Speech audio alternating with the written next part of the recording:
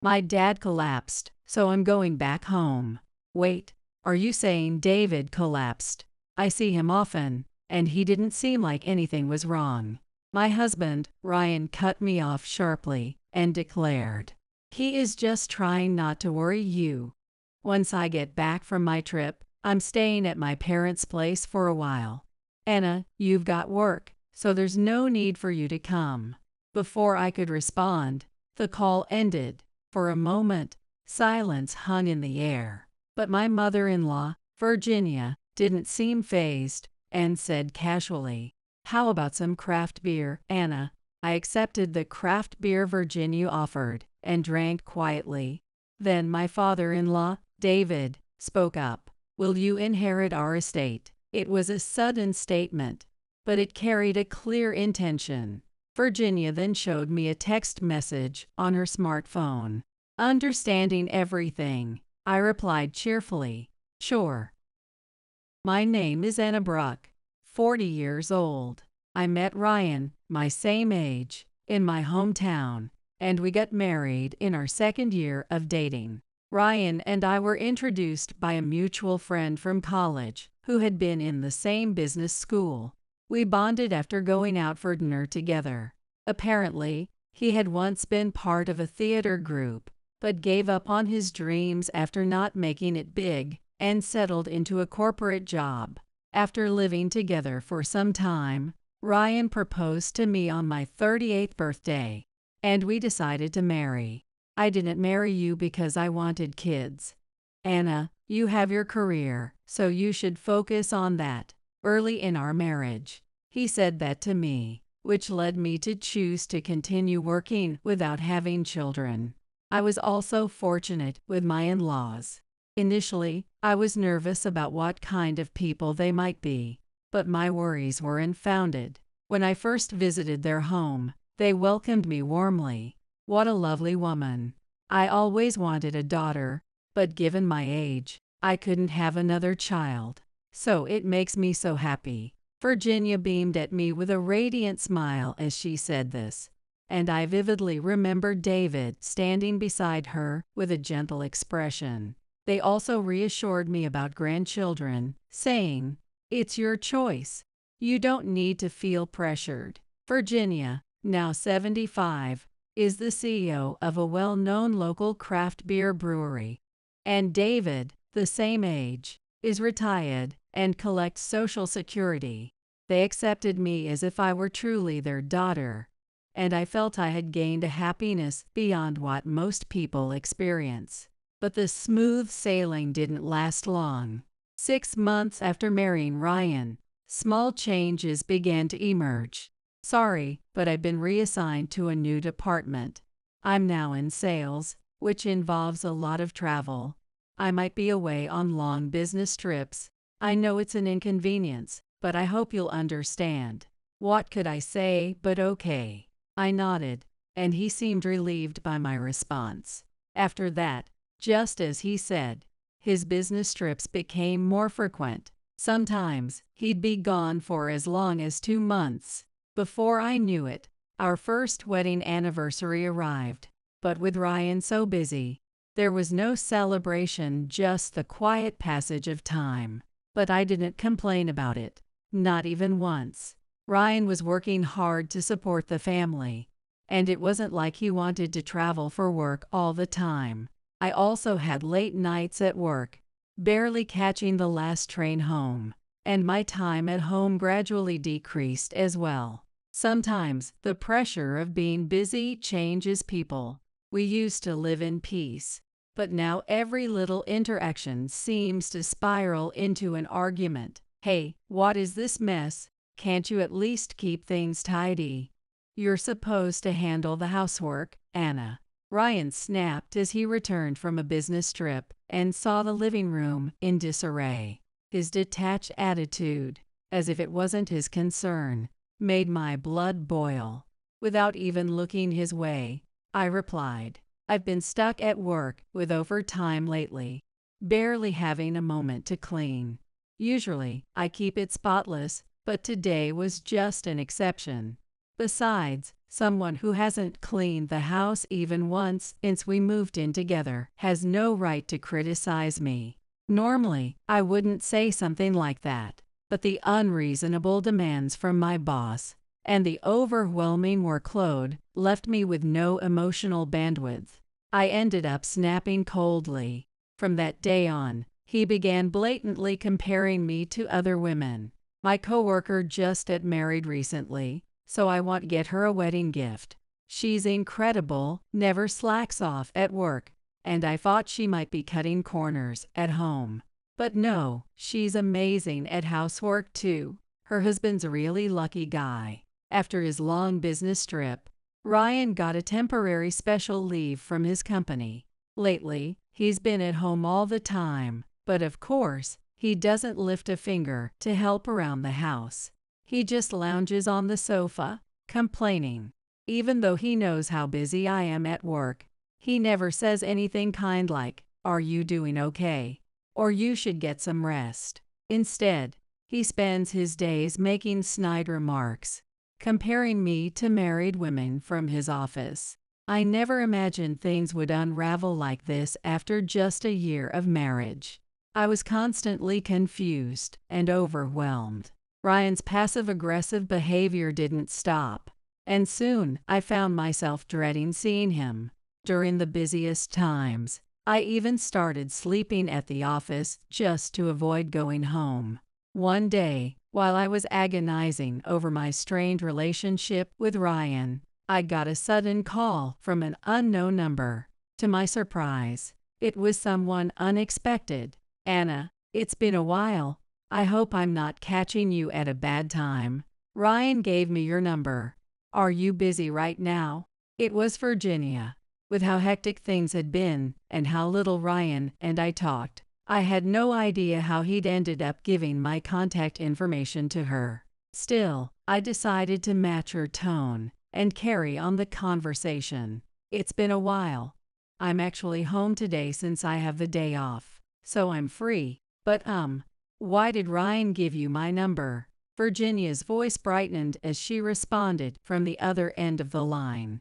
"Ryan's been on so many business trips lately, hasn't he? And he told me you've been so busy that you've been staying at the office sometimes.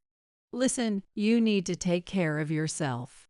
As a fellow woman, I was worried about you. Sorry if I'm being a nosy mother-in-law."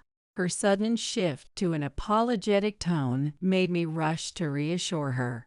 "Thank you so much for going out of your way. Honestly, I haven't had much of an appetite lately, and I've been eating a lot of fast food." Virginia didn't miss my small comment. She unexpectedly offered to cook for me. I felt bad about accepting, so I initially refused, but her persistence won me over. However, she was careful not to cross any boundaries. For instance, instead of coming to my house to cook, she prepared meals at her place and brought them over in Tupperware. She also made sure not to stay long, saying she didn't want to disrupt my relaxation at home. Having lost my mother to illness when I was young, I was deeply moved by experiencing a mother's warmth for the first time. Some might think Virginia's actions were overly meddlesome, but for me, they were nothing short of heartwarming. It never feels bad to know someone genuinely cares about you. She really maintained a respectful distance while still offering kind words, and I felt like life was being breathed back into my weary heart. Before I knew it, I stopped thinking about Ryan altogether. When Ryan did come home, he'd quickly leave again for another business trip. Whenever we talked, it inevitably turned into an argument, so we'd stop speaking much at all. Since we don't have kids, getting a divorce wouldn't be too complicated, but the thought of losing my connection with Virginia held me back. Time passed, and before I knew it, 2 years of marriage had gone by.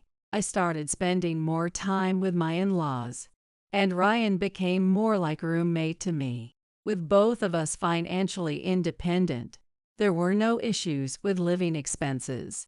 I knew I needed to make a decision, but somehow I just couldn't bring myself to do it. Then, a significant change occurred. One evening, Ryan came home from work with a noticeably somber expression. I'd been reassigned to a new department. After my next trip, there won't be many more business trips, he said, sounding dissatisfied. It was as if he wanted to keep traveling. His reaction underscored how disconnected we'd become, leaving me feeling empty. We'd been using work as an excuse to live separate lives, each doing as we pleased. But perhaps it was time to bring this to an end. With that thought in mind, I decided to act. A week later, I was seeing Ryan off at the door as he prepared for his last business trip. This trip should only take about a week, he said as he reached for the doorknob. I spoke up. You know, we've been so busy that we haven't noticed much about each other. But I couldn't help but see that you got a new suit. It looks quite expensive, doesn't it? At that moment, Ryan flinched slightly and touched his nose nervously before replying. Well, yay, with all these trips, I've been getting plenty of per diem. So I figured it was time to upgrade. Clean and professional attire is important in sales, right? High-quality stuff is worth it. I'm still paying my share of the bills, so it shouldn't be a problem, right? His eagerness to wrap up the conversation was evident. As if I'd broached a forbidden topic, he touched his nose again. Well, it's true that first impressions are important for sales jobs. I didn't mean anything strange by asking. You cover the living expenses, so there's no problem, and I'm not blaming you. Sorry for holding you up. Take care. When I said that, he left the house, looking uneasy. As I thought back to his retreating figure and the way he touched his nose, a suspicion began to form in my mind. A few days later, while he was away on a business trip, an unexpected event happened one evening. I picked up a call, and Ryan's urgent voice came through the line. My dad collapsed, so I'm heading back home. I tried to respond as calmly as I could. Wait, is it true that David collapsed? I see him all the time, and he didn't seem unwell. Ryan interrupted me before I could finish. Dad's just been putting on a brave face to avoid worrying you. He's undergoing surgery right now, and Mom's completely exhausted by his side. So, for the sake of our family, please don't try to reach out to them for now. When I get back from my trip, I won't be coming home but will stay at my parents' house for a while. You've got work, so there's no need for you to come. Ryan rattled this off in one breath and hung up before I could even respond. Even though I wasn't using the speaker phone, his voice was loud enough for the two people in front of me to hear everything. For a moment, silence filled the room. But Virginia didn't react much and simply said, "How about we have some craft beer, Anna?" As if nothing had happened, she poured some craft beer from her company into a glass for me. Yes, where I was is at Ryan's parents' house. I often go shopping with my in-laws or receive meals from Virginia when Ryan isn't around. I've never thought it necessary to tell him about these things, so he probably doesn't know how close I am to his parents. That day, I had something to discuss with them, so I invited them for dinner. But it turned out that David had received a shipment of lobsters from relatives in Maine and invited me instead. So there we were, sitting at the table when Ryan's baffling call came through, leaving me perplexed. As I sipped the craft beer Virginia had given me, David spoke up. "Would you consider inheriting our family estate?" It was a sudden statement, but there was a clear intention behind it. Virginia showed me a text message on her smartphone. Understanding everything, I cheerfully replied, "Yes." 3 months later, Ryan finally came back home. I'm exhausted. So many things happened, I could barely eat," he said, stepping into the living room. Though he seemed to be trying to look weary, his complexion was good, and his figure hadn't changed. Matching his tone, I brought up a topic. So, how's David? I haven't been in touch with Virginia since then. He let out a deep sigh and began explaining the situation. Dad passed away last night. He held on for as long as he could. Mom and I were by his side the whole time, but seeing him grow thinner and frailer every day was so heartbreaking, he said, sounding utterly dejected. But no, it was just an act. Being a former theater actor, he was good at putting on a show. Sorry to bring this up right after you got home, but I'll be away from the house again for a while. Mom and I will handle everything for the wake and the funeral, just the two of us. You've got work and so much else going on, Anna. Don't worry about it, okay? A statement like that would normally be unthinkable. No matter how estranged, it's expected that a spouse would attend the funeral of their in-law. But there was a reason he didn't want me to come, and Ryan was desperately trying to cover it up. He was using his acting skills to convince me and smooth things over. Sensing that I seemed unaware of anything unusual, Ryan grew more confident. This was Dad's wish, too. He wanted only blood relatives to say goodbye. It's even in his will. You can just visit the grave later if you want. Anna, that's enough. He was trying to manipulate me, but little did he know I was fully aware of everything. Feigning a sad expression, I calmly asked, "So, how many months pregnant is she now?" Ryan froze in that instant. His eyes darted toward me, but his body remained still. Wait, what? That's not what we're talking about right now, is it? Come on, that's a bit much, don't you think? He was determined to proceed, as if I didn't know anything. But my question had clearly caught him off guard. I stayed composed as I delivered my words. I had known about Ryan's infidelity for quite some time. Breaking eye contact with him, I picked up my smartphone and opened my photo gallery. On the screen was undeniable evidence of Ryan's affair. As he stared at the screen, his voice shook in disbelief. What is this? Clearly shaken, Ryan blinked repeatedly, trying to process what he was seeing. I then revealed the truth to him. You contacted Virginia just to keep tabs on me at home, didn't you? Of course, she only acted out of kindness and had no idea what you were up to. Every time she updated you that I was staying home, you grew bolder with your affair. Am I wrong? Yes, it had all been orchestrated by him from the beginning.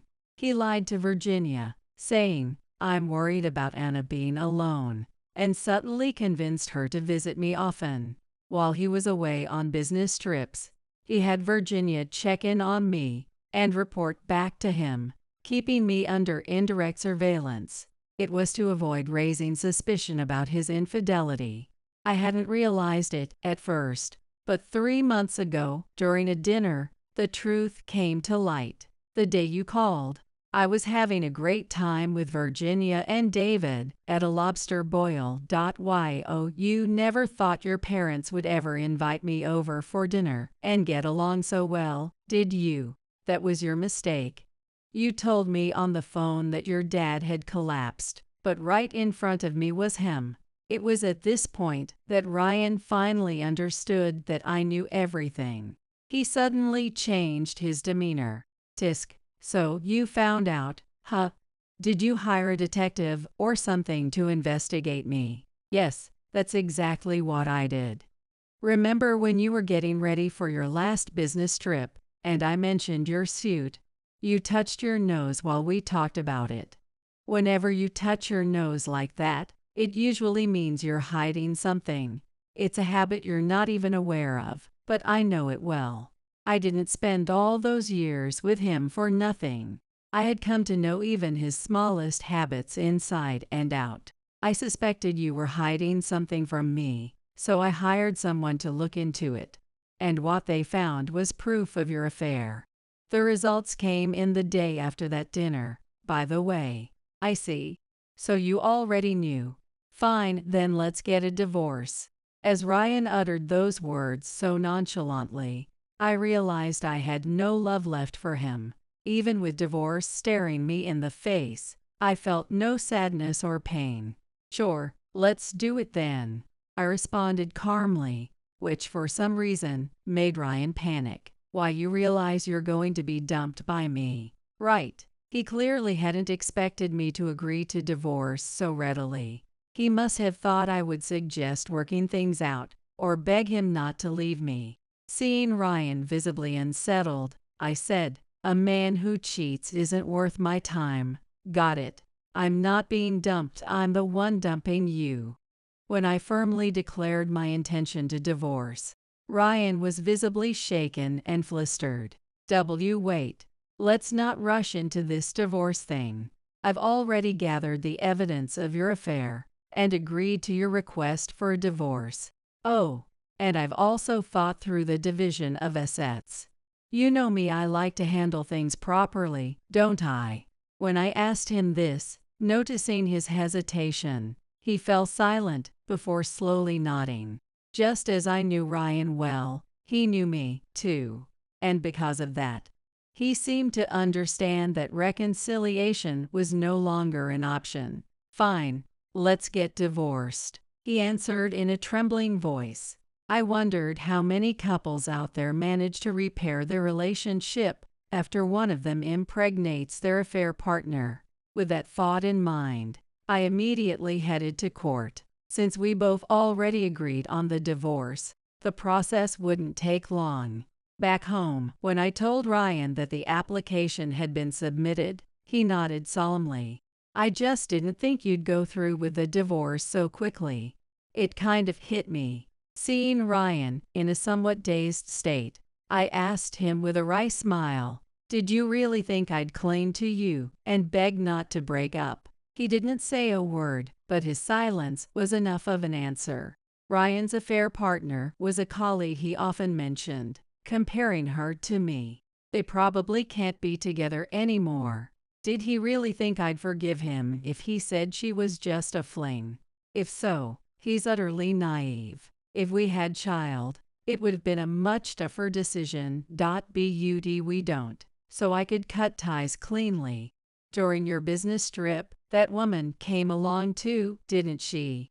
You were visibly upset about the transfer because you wouldn't be able to travel with her anymore, right? That's enough. Goodbye. I immediately said my goodbye. And that was that. For about a month after the divorce was finalized, I immersed myself in a new life, forgetting all about Ryan. Then one day, he showed up at my place, pale as a ghost. It seems he hired a private investigator to find my new address. "Hey, Dad just told me I'm not getting a penny of the inheritance. What's going on?" For weeks after the dinner fiasco, Ryan had been busy dealing with his pregnant mistress and had barely contacted his parents. That day, Ryan sent a text to Virginia saying, "Anna feels burdened by Mom's behavior, so you should stay away for a while," and hadn't spoken to her since. That text was sent after the infamous dinner, following a call from Ryan. When Ryan's parents learned about the divorce, they brought up the matter of inheritance. Ryan stood before me, visibly shaken. "So you blabbed, and now Dad knows too. But giving the inheritance to you is ridiculous. I'm their real son, and you're just the ex-daughter-in-law. How is this fair? No wonder you didn't seem fazed during the divorce." His insinuation that I was some kind of money grubber infuriated me, and I retorted sharply, "Don't misunderstand. I agreed to the property division because it's standard procedure in a divorce. Inheritance has nothing to do with it. Aren't you forgetting something?" Ryan looked confused, having no idea what I meant. I brought up the matter of damages. What? You never mentioned that during the divorce." He whined like a child, but I calmly explained that I had been in a rush to finalize the divorce and had only agreed to the standard division of assets. However, I was fully intent on seeking damages. "I've been discussing this with my lawyer for the past month. There's a lot to calculate, so I couldn't tell you right away. ID is still not complete. But let me make one thing clear. I'm suing you for damages. Given the gravity of him impregnating his mistress, I estimated about $200K in damages. Ryan, aghast at the amount, protested, "That's impossible. It's way too much." I responded matter-of-factly, "You cheated while we were married, causing me emotional distress. Paying damages for emotional pain is your obligation. If you break something, you pay for ID. This is no different." Ryan couldn't say another word, leaving pale-faced. 6 months later, we sat down for negotiations about the inheritance. Though my work schedule was hectic, this was a battle I wasn't going to lose. I explained the situation to my boss and used a little vacation time I had left to settle things with Ryan. Virginia suggested we have the discussion at her house, so the four of us, myself, Ryan, and his parents, gathered in the living room. Ryan looked visibly uncomfortable. Apparently, the husband of his affair partner had found out about the situation, and things were getting quite messy on that end as well. "This is really not the time to call me here," Ryan muttered under his breath, only to be sharply rebuked by Virginia. "You got a married woman pregnant, and yet you're acting like the victim. What on earth were you thinking?" We stepped away from running the business to enjoy retirement, and now we have to deal with this mess. David nodded deeply at her words.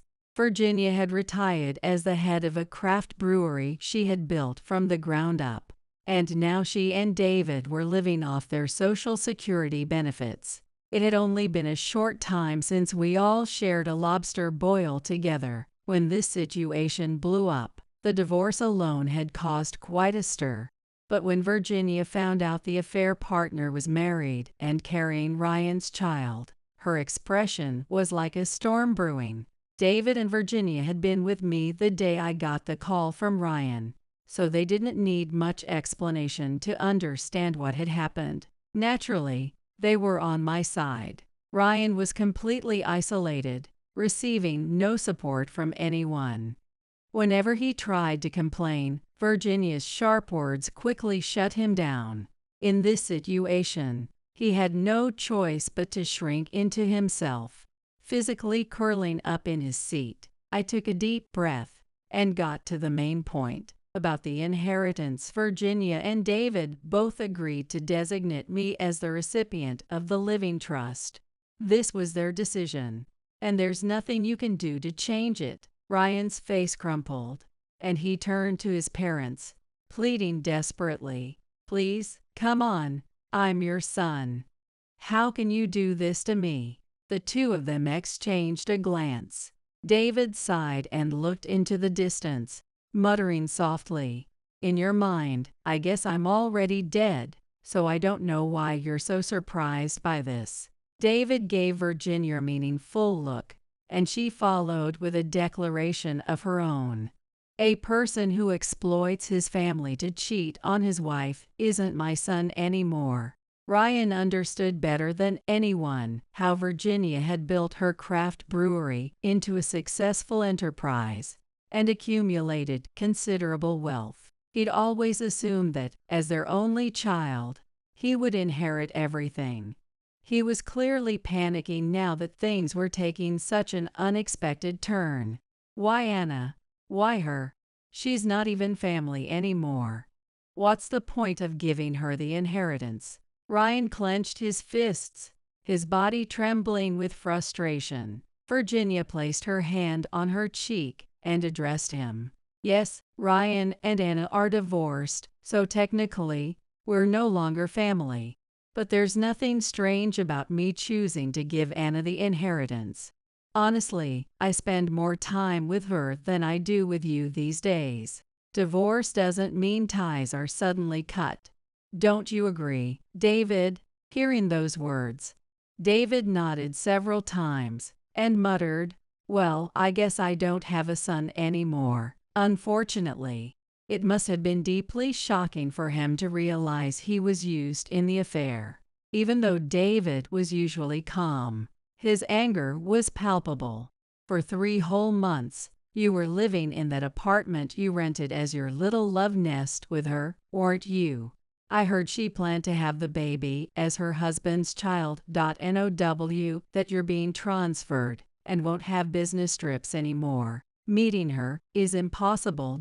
While you probably wanted to soak up every last moment with her before it ended, right? As I said that, Ryan's face turned bright red. He spat out his words in a rage.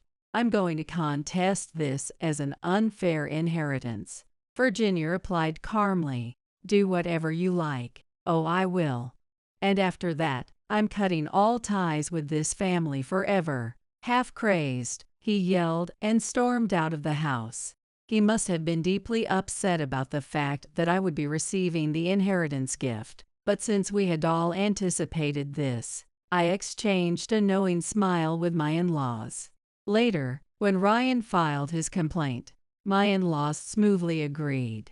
Ryan seemed satisfied to receive the money, but that was when our counterattack began. Soon after, I filed a claim of my own. This was separate from the emotional distress claim related to the affair.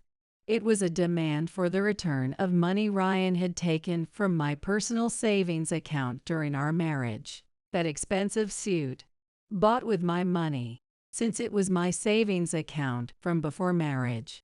I hadn't checked or used it much, but after hiring a private investigator, I had all the evidence I needed. Ryan, having accepted the inheritance gift, couldn't claim he was broke.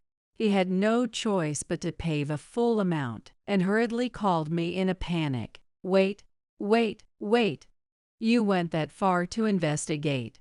You're the one who didn't keep track of your bank account. But the moment he accessed my account without permission, it became malicious intent. He had never anticipated such meticulous planning, and he was now desperately pleading with me. But it was all too late. Sorry, Ryan, but this is reality. You've already accepted the inheritance, haven't you? Why don't you use that to pay me back? Virginia and the others had agreed to Ryan's demands, knowing this outcome was inevitable. As it dawned on him that the money he had fought so hard for would immediately go to me, he began crying uncontrollably. Your irresponsibility and short-sightedness caused this, Ryan. You're an adult. Tone up to your actions. And let it sink in that your parents had to bail you out one last time. With that, I hung up and blocked his number. Afterward, Ryan used the inheritance money from Virginia and the others to pay off his debts and restitution in full. This left him without any savings. And when he told his mistress, she instantly changed her attitude toward him. I also demanded compensation from the other woman, and after paying it, she reportedly lied to her boss, claiming Ryan pressured me into a romantic relationship. As far as I was concerned, as long as she paid the compensation, what happened to Ryan or his mistress at work was none of my concern. In the end, Ryan felt too ashamed to stay at his job and resigned. The mistress seemed to have gotten away scot-free, but naturally, her husband filed for divorce. Their child was left in her husband's care, and he decided to raise the child alone. However, he refused to take responsibility for the child she had with Ryan. That was only natural. Panicked, the mistress contacted Ryan, but expecting help from the very person she betrayed was absurd. I don't have any money to help you. I had to pay compensation to Anna and your husband, too. You're on your own now, Ryan reportedly said, his words dripping with irresponsibility. I don't know what became of the two of them, but their child was sent to a temporary care facility after birth, and eventually the parents signed away their rights for adoption. Hearing that gave me some peace of mind. The innocent child was adopted by loving foster parents who could provide the care and love they deserved. Both Ryan, who indulged in an affair while on business trips, and his mistress, who cheated despite having a husband and young child, faced consequences befitting their actions. This closure finally made me feel like I was free from the entanglement. I also quit the job I had worked at and joined the craft beer brewery Virginia had established. Spending time with Virginia sparked my interest in brewing craft beer. Moreover, she expressed her wish for me to take over the business someday. "Anna, you're diligent and smart. I know you'll do a great job." With those words, Virginia and David handed over the business to me completely, and even gifted it to me during their lifetime. I was immensely grateful to them. Although they said it was because our son caused you trouble, I used part of the money to support their living expenses. From now on, I decided to live true to myself while continuing to repay their kindness. Look at that, such adorable eyes. It's been years since I've seen a baby up close. Just watching is soothing. Babies are truly wonderful. My younger sister, June, had given birth, and my in-laws insisted on coming from afar to see the baby. The baby, cradled by June, was sleeping soundly in the center of attention. "You're being so good today, not crying. I wonder what kind of person you'll grow up to be." "Yeah, babies are wonderful. Why don't we have one, Leah?" In the room filled with warm sunlight, a whirlwind of emotions churned inside me. Well, babies are a blessing. All right, let's try for a baby. I want a child too. The moment I heard those words, I stood up slowly. Everyone's eyes turned sharply towards me. "What? You already have one. You're the baby's dad, aren't you?" All eyes in the room shifted to the baby. "My name is Leah. I am 41 years old. I work part-time at a cafe in a shopping mall near our home. My husband, Rafe, is 2 years older than me and works as a long-haul truck driver, spending most of his time on the road. He comes home about once or twice a week. Since we both dislike being overly interfered with, we don't feel much loneliness. At least I don't, though if anything is lonely, it's that we don't have children. It's not that we never wanted them. When we married in our 20s, we thought it was just a matter of timing due to our youth and didn't think deeply about it. As I got older, our lack of children became more concerning, and we even tried fertility treatments, which were still rare at the time. I became increasingly anxious about the lack of results, but Rafe felt differently. "We've been trying for so long without any success. There's no point in continuing." "Maybe, but if we keep trying a bit longer, it might work." "I'm tired from work, and spending my days off at the clinic is depressing. I'm healthy, maybe the problem is with you, Leah." With those words, Rafe stopped going to the treatments. Honestly, we didn't have a lot of extra money. Feeling resentment towards Rafe's words, I also gradually stopped going to the clinic. "Good morning. You're up early again today." "Good morning. I just woke up early." The greeting came from Debbie, who lives in the apartment below us. We've lived in this apartment for nearly 20 years, and Debbie has been here even longer. There are many long-term residents in this apartment. As a result, the age group is older, but everyone is kind and there are no neighborhood disputes. "If there are any troubles, they're within the home," I muttered to myself where no one could hear. When I was younger, I dreamed that our time together would last forever. But now, the time Rafe spends at work is my only relief. Our relationship isn't outwardly bad, but after 20 years of marriage, our conversations have become scarce. Additionally, we've both naturally started avoiding the topic of children. One afternoon, the doorbell rang. "Hey Leah, it's June. Come on in." Standing at the door was my younger sister, June, 5 years my junior. I started dating Rafe and moved in with him around the same time June graduated from high school and left home. Both June and I live fairly close to our childhood home. Since our mom moved into a nursing home, our dad, Alec, has been living there alone. Do you ever go check on Dad? I've been too busy. Dad rarely answers the phone anyway. I guess he's doing fine. Figures. Dad may be reserved, but he gets lonely. You visit him often enough, so it's fine. You're really hands-off, you know that? My dad, Alec, has always been a workaholic and a grumpy person with everyone. He left all the household chores to Mom. Nowadays, he can manage basic tasks himself.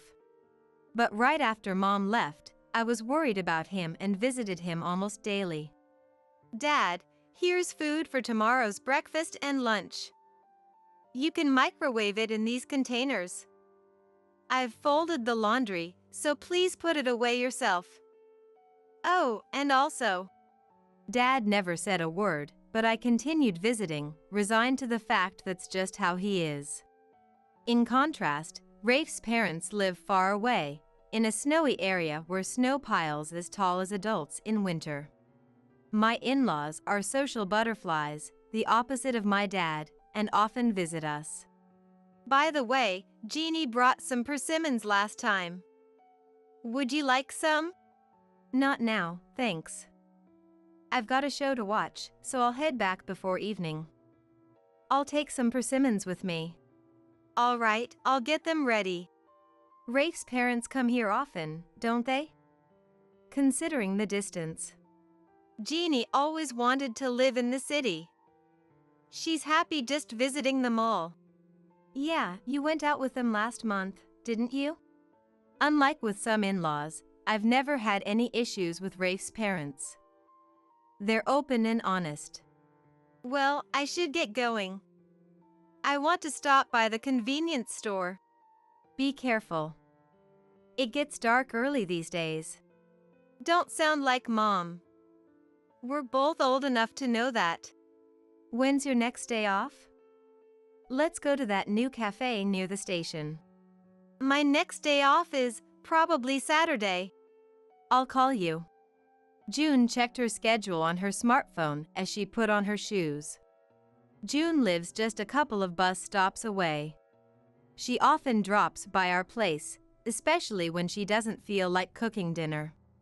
Sometimes she even stays the night, so we have a bed for her.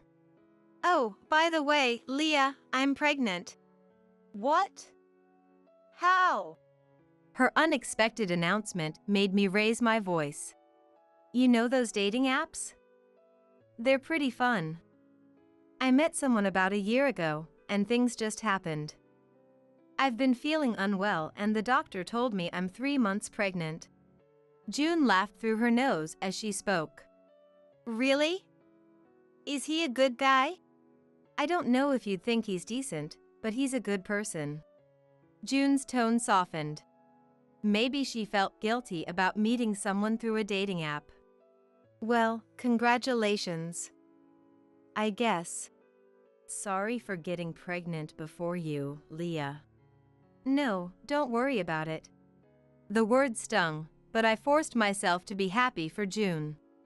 Let me know if you need anything. Thanks.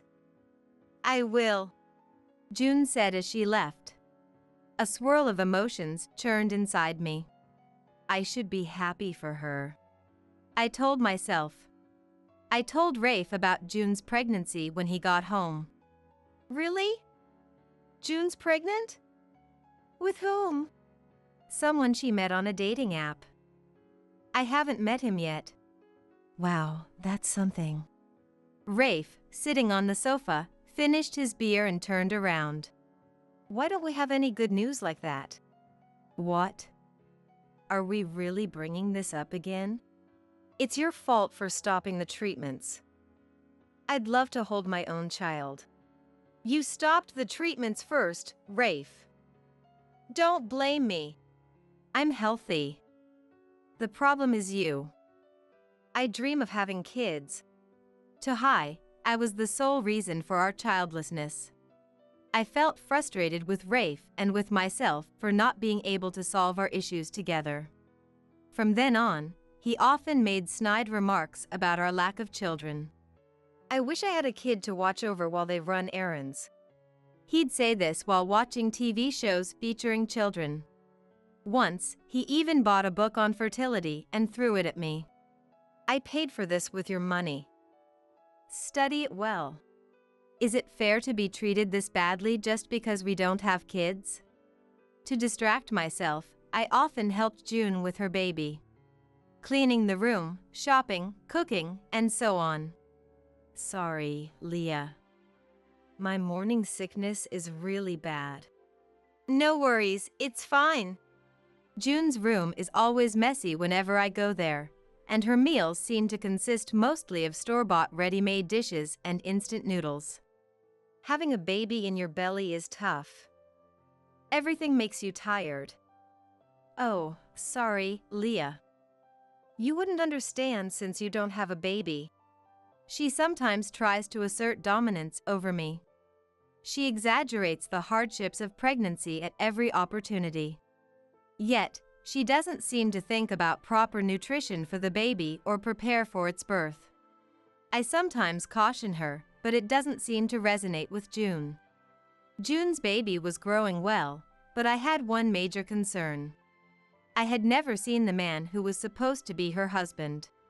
Aren't you going to introduce him to Dad? He's often away on business trips. It's old-fashioned to think introductions are necessary. I see. Well, let's make it happen another time. Okay. She stood up as if to declare the conversation over. I had other thoughts, but chose not to delve further. It wasn't the right time yet. Time passed, and June gave birth to a healthy baby boy. June hesitated to inform Dad. They didn't talk much before. I'm worried he will be mad because it's out of order. Really? He accepted it easily when it was my turn. After much prodding from me, June finally made the call to report the birth to Alec. Despite June's worry, our father showed no emotion and simply said, I see. In contrast, when I reported June's childbirth to Rafe's parents, they reacted as if it was their own grandchild. Leah, I'd love to send a gift. Would that be okay? With that, they started sending baby gifts through Rafe, diaper cakes, bibs, and baby clothes. Eventually, they couldn't hold back and expressed a strong desire to meet the baby. Travis and Jeannie want to meet the baby. What? It has nothing to do with me. You received so many gifts.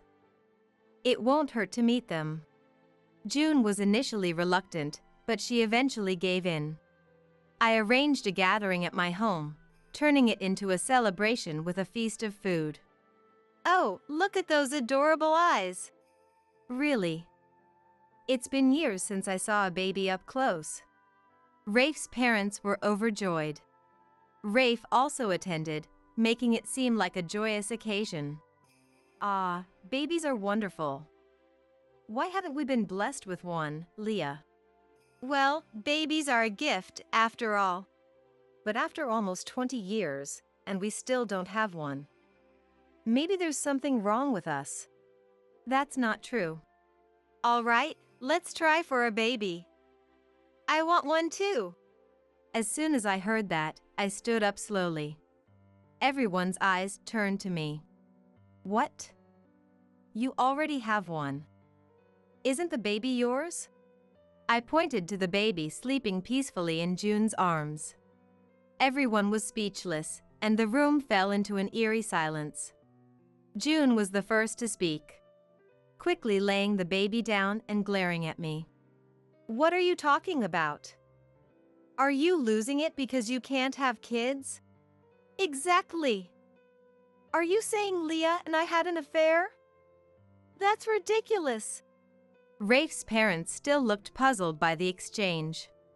Got it. You're trying to say anything to claim the baby as your own. It's shameful as a sister. You've always blamed others. Isn't it your fault we can't have kids?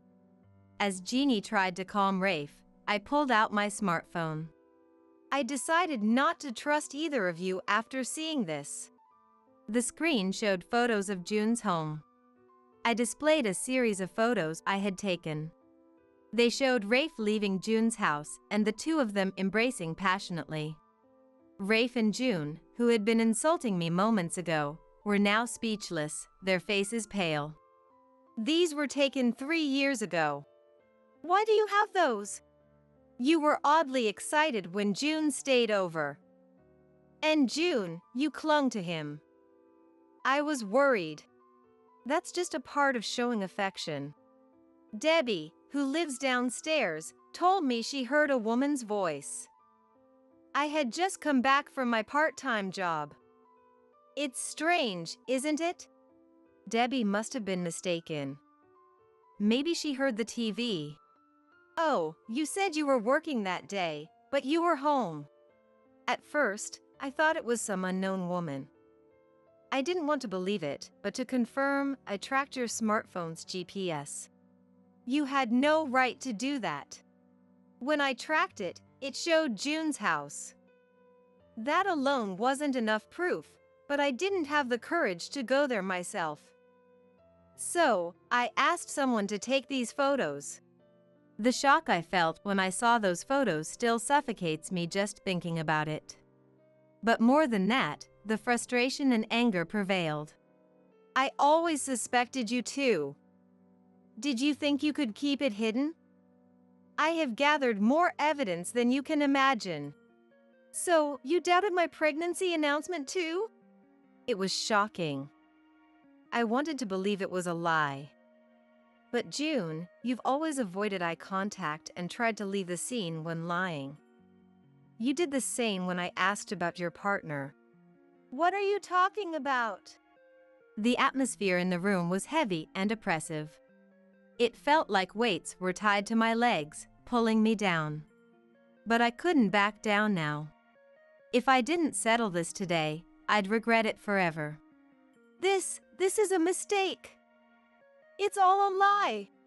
Rafe, did you betray Leah? My father-in-law's voice was trembling. Jeannie looked like she was about to cry. I felt guilty for involving them, but having more witnesses was necessary. Our home had turned into a battleground. Just then, the front door burst open. It was my father, Alec. His footsteps echoed as he strode in. He marched straight to June. Dad! Alec's face was flushed with anger. June! How could you do this? What? This has nothing to do with you, Dad. Even now, you say that? I saw and heard you too with my own eyes and ears. I don't know what you're talking about.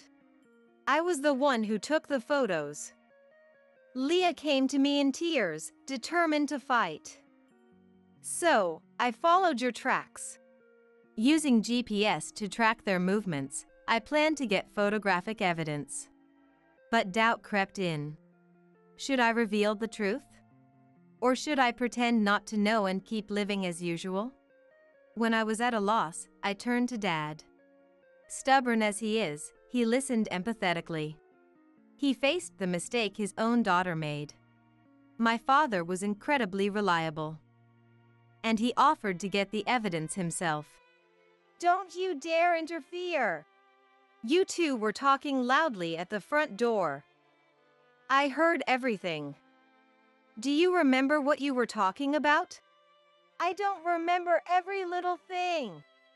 June said she couldn't stand Leah being happy, that the man loved her more than Leah, and that she wanted to leave Leah to be with him.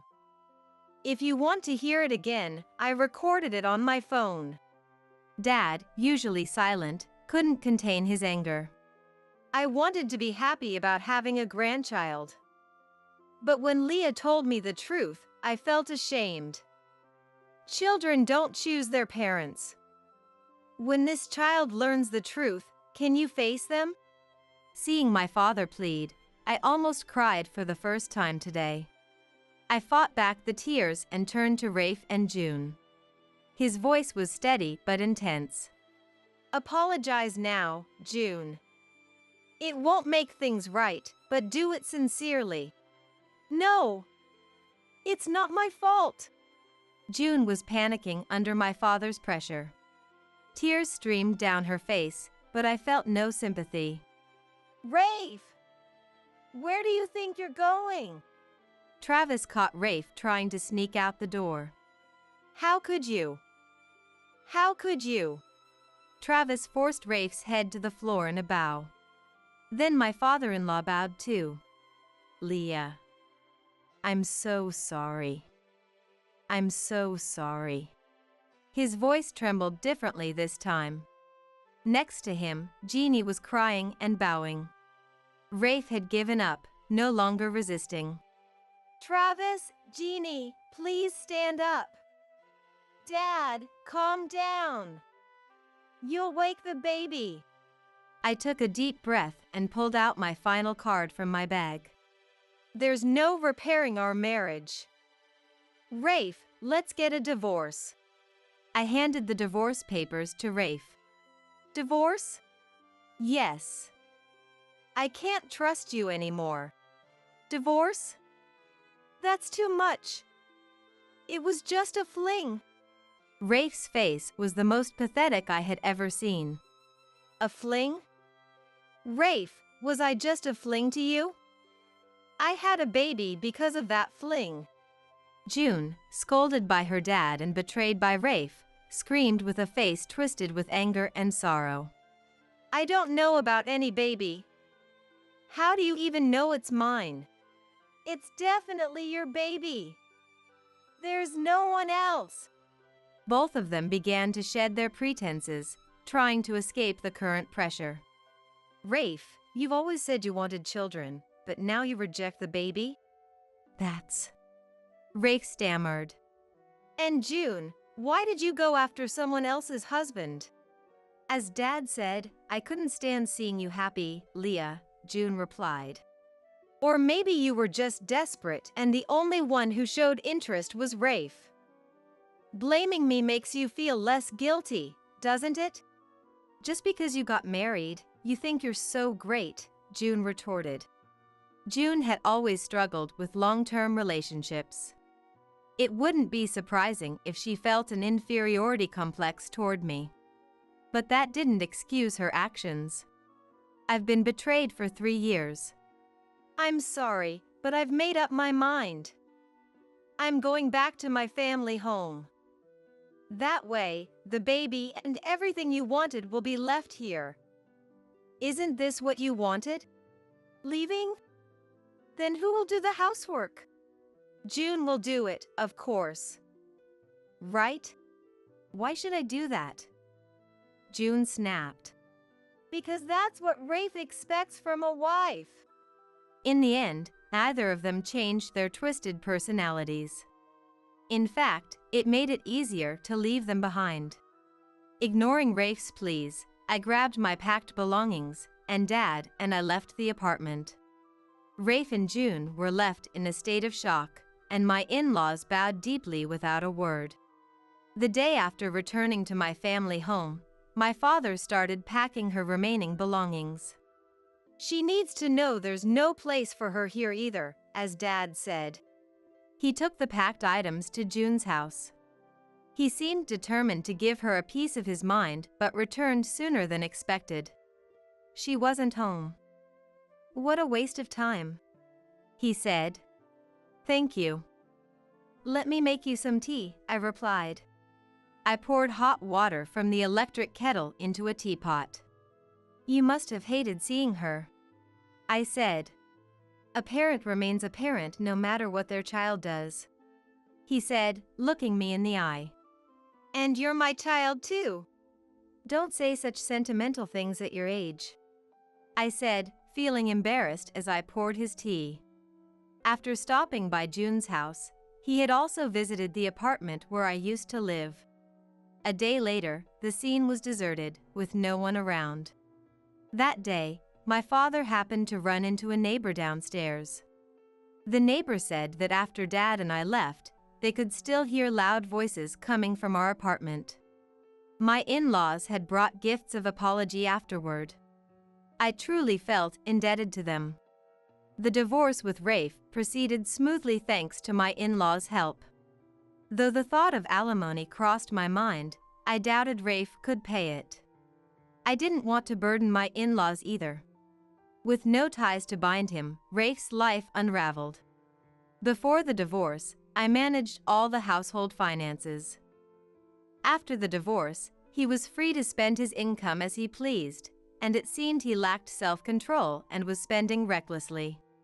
He started going out drinking every night and came back to the apartment less frequently. He went to work still hungover, and since no one in the transportation industry can work effectively with a hangover, he was quickly fired. He tried to get another job, but he made the same drinking mistakes at a different transportation company. Lacking the skills for any other kind of work, he eventually couldn't pay the rent and was evicted from the apartment. Now, no one knows where he is or how he's living. As for June, Rafe's parents, concerned about the baby, offered to let her move in with them. It must have been a tough decision for my in-laws. From their perspective, she was the one who destroyed their son's family. Still, they extended their help, considering the baby's future, and I'm grateful for their kindness. However, their kindness did not reach June. Having nowhere else to go, June agreed to live with them at first. But after Rafe got fired, she started feeling uncomfortable and eventually left, abandoning the baby. The baby, on the other hand, is thriving under the care of Rafe's parents. Even after the divorce was finalized, I stayed in touch with Rafe's parents. I learned about Rafe and June's situation through them. Rafe and June took advantage of their parents' kindness and fled from their responsibilities. My contact with his parents is partly a way to make amends for my ex-husband and sister. The baby is innocent. Through a special adoption process, the baby legally became the child of Rafe's parents. Though I no longer have a legal connection to the baby, Rafe's parents always welcome me warmly. Now, I interact with them as friends rather than in-laws. Even though Rafe is gone, his parents continue to visit me just as often as they used to. Once you know the fun of the city, it's hard to quit, Jeannie said. Thank you for traveling such a long way. I'll make sure to give you the best hospitality while you're here, I replied. Though I felt bad about the long travel, I was grateful for their kindness. Someday, I'll have to tell the child the truth, but with understanding parents like them, I feel we can overcome it. Dad is still as quiet as ever, but he seems a bit softer than before. He even started helping take care of the baby. Whenever Rafe's parents visited and Jeannie and I were washing dishes, Dad would quietly approach the baby. Whenever Dad looked at the baby's face, he'd try to hide his delighted expression from me. One time, I noticed Dad changing the baby's diaper. I exclaimed in surprise. "Dad, you're changing the diaper?" "I'm surprised," I exclaimed. What are you talking about? I've raised 2 kids. This is nothing, Alec retorted. Despite everything, it was Dad who was probably the happiest about June having a child. I never asked him directly, but I imagined him doing a victory dance in his mind, and I couldn't help but smile while watching him. I left my previous part-time job and started working as a caregiver at the facility where Mom resides. The work is tough, but I enjoy talking to Mom and many others there. All my past troubles haven't vanished completely. But still, I am happy now. I plan to find as much joy as possible in the future to make up for all the lost time. Hey, Nicole is already 20, so we can get divorced without child support. That's why we should get married soon, Rachel. I heard the familiar voice of my husband James from behind me. As I turned around, I saw a man and a woman sitting face to face at a table a short distance away. "Dad," Nicole, my daughter, was the first to notice. On this day, I had taken Nicole to a fancy restaurant to celebrate her 20th birthday and splurge a little. I didn't recognize the woman sitting across from James, but she looked much younger than him. The two seemed oblivious to the stares around them, holding each other's hands tightly. No matter how you look at it, they don't seem like just acquaintances, do they? Nicole muttered in a cold tone. Yeah, it seems that way. And I nodded in agreement. You'll really marry me finally? Wow, thank you. I can finally be free from my aging wife and spoiled daughter. I love only you, Rachel. I swear I'll protect you for the rest of my life. Hey, there's this church I've always dreamed of. Why don't we go see it together this Saturday? Yeah, we can just tell them I have a business trip and make up some excuse. They'll buy it. I want to go on a trip with you again. Unaware that we were listening nearby, James and his mistress Rachel were lost in their own little world. This is kinda gross. I'm going over there for a sec. With those words, Nicole slowly got up from her seat and made her way to James and Rachel's table. Congratulations on your marriage, you too. My name is Misty, and I'm 53 years old. I married my elite businessman husband James in my 30s and have supported him as a housewife for over 20 years since then. 3 years after our marriage, I gave birth to Nicole, and now she's already 20. Time really flies. My life so far hasn't been all fun and games. I lost my mother to cancer when I was in middle school, and after that, with my father's support, I somehow managed to graduate from high school and college. My father also became sickly after turning 70, and a few years later, he passed away and went to heaven. Nicole, who was in middle school at the time, had been doted on by her grandfather since she was little, and I remember her saying to her peacefully sleeping grandfather, "Grandpa, thank you. I'm going to become a hero of justice like you." I'll never forget the words my father left to me and Nicole just before he took his last breath. When I die, I want you to use my inheritance effectively to help others. Those words were so characteristic of my father. With my father's last words in my heart, I resolved to keep living. James was an excellent employee at a major corporation, but he didn't seem to get along well with his strict father, William. Even when he visited his parents' home once or twice a year, he hardly ever tried to engage with his father on his own. "I just can't deal with William," he would always say with a deep sigh while driving back home.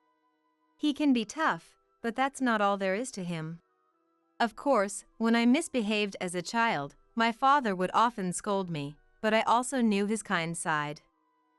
So, I hoped that the relationship between my father and my husband would improve someday. Well. Honestly, it's a relief to think that I'll be free from that difficult man. After my father's funeral, while Nicole and I were deep in grief, I felt sad when I saw James alone, smiling. "Dad, you can't say things like that. Grandpa was a good person. You got along well with William. Maybe you've even started to take after his personality?" He frowned, looking annoyed. With the absence of his strict father, he started going out and about as if he had lost control. He wouldn't come home after work, and even when he did occasionally, he wouldn't say a word to me or Nicole before heading out again. "Dad, you're going out again? Think about Mom a little, will you?" When Nicole complained, he would get irritated. "Shut up. I'm sick and tired of looking at that woman's face," he would say without even glancing at me before leaving. Eventually, he stopped contributing the salary he earned to the household. "Nicole is about to start high school. There will be expenses for tuition, cram school, and whatnot. Surely you understand that much?" No matter how many times I pleaded, James wouldn't listen. Instead, I noticed that he had gotten a new car, and brand name receipts started appearing from his pockets. No matter how much I questioned him, "It's none of your business," James would only say. I gradually started to feel that complaining was futile, and I stopped saying anything. A person like that isn't a father. Nicole had completely lost faith in James, and it was understandable. "Don't worry. I'll figure out the money somehow so that you can go to school properly." Since getting married, I had no work experience, and it was financially tough, but I decided to use part of my father's inheritance for Nicole. My father had said to use the inheritance for helping people, but this was for Nicole's future. I'm sure my father would forgive me. It was when Nicole was in high school, during career counseling. "In the future, I want to become a lawyer. I want to become a lawyer and help people in need. That's why I'm aiming for law school." Her eyes were shining as she declared this clearly. "You can do it, Nicole." I decided to support Nicole with everything I had as she started working towards the entrance exams. To help Nicole concentrate on her studies, I carefully moved around to avoid making household noises. I even set my own rules, like calling out to her when she came out of her room to offer her a late-night snack. "Thanks, Mom. But don't worry too much. If you overdo it and ruin your health, I won't be able to focus on studying at all," Nicole said with a wry smile, as I was worrying excessively. Before I knew it, Nicole had grown up into a full-fledged adult, and I realized my daughter's growth in unexpected ways. In contrast, James would carelessly turn up the TV volume to watch sports games or even sing in the bath, despite her studying in her room. The breadwinner of the family worked hard at his job again today. When you become an elite like me, everyone relies on you, so every day is tough. "Hey, Misty, give me a shoulder massage." Can't you be a little quieter? Nicole is going through a tough time studying for her entrance exams right now. Huh? She's a cheeky daughter who talks back to me. There's no way she'll pass the exams anyway. She's your own daughter. And you call yourself a father? You hardly even contribute to the living expenses. You're lucky you have an inheritance. Be grateful to your beloved father. Ha! As I bit my lip in frustration, I heard the sound of the room door being flung open forcefully. "Dad, enough already." Nicole angrily strode towards James. "If you're only going to get in the way, we don't need a father like you in this house. Just leave already." "Fine. I'll leave. I can't be bothered to take care of an incompetent daughter born from an incompetent mother." Perhaps enraged by Nicole's direct words, James stormed out of the house in his old shirt, without even changing. "I'm sorry. I'm fine. In the future, I'll definitely become a lawyer and show that kind of father what I'm made of." My daughter's reassuring words made me feel refreshed. And then, the day of the acceptance announcement arrived. Nicole, who had received the results from the university via email, called me. "Mom, I passed." The moment I heard the news, I sank into the sofa, feeling all the strength leave my body, and I was in a daze for a while.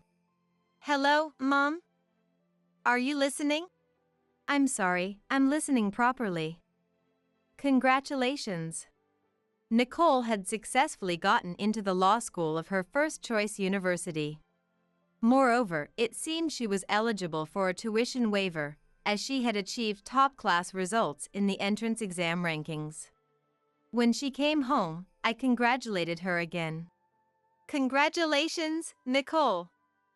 I knew you would definitely get in." Thanks, Mom.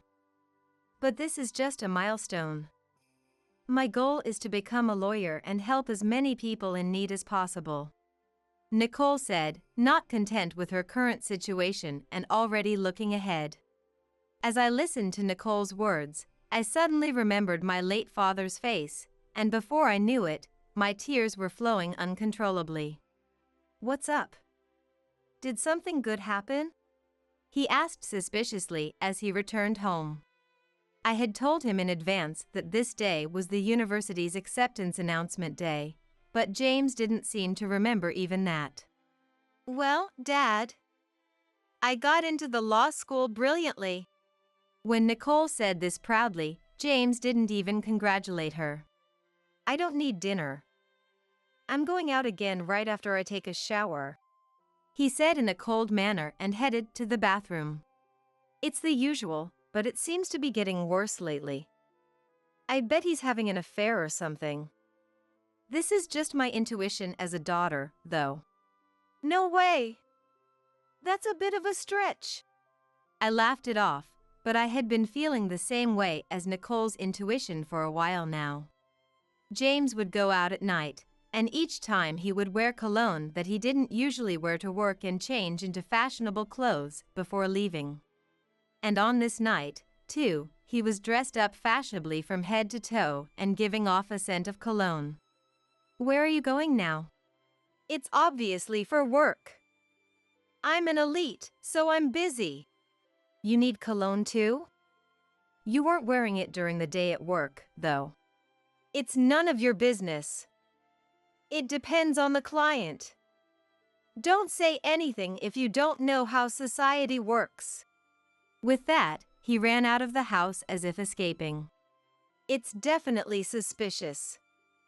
He averted his gaze. He was clearly flustered. Her intuition was probably right. However, we didn't have a single piece of evidence to pursue it.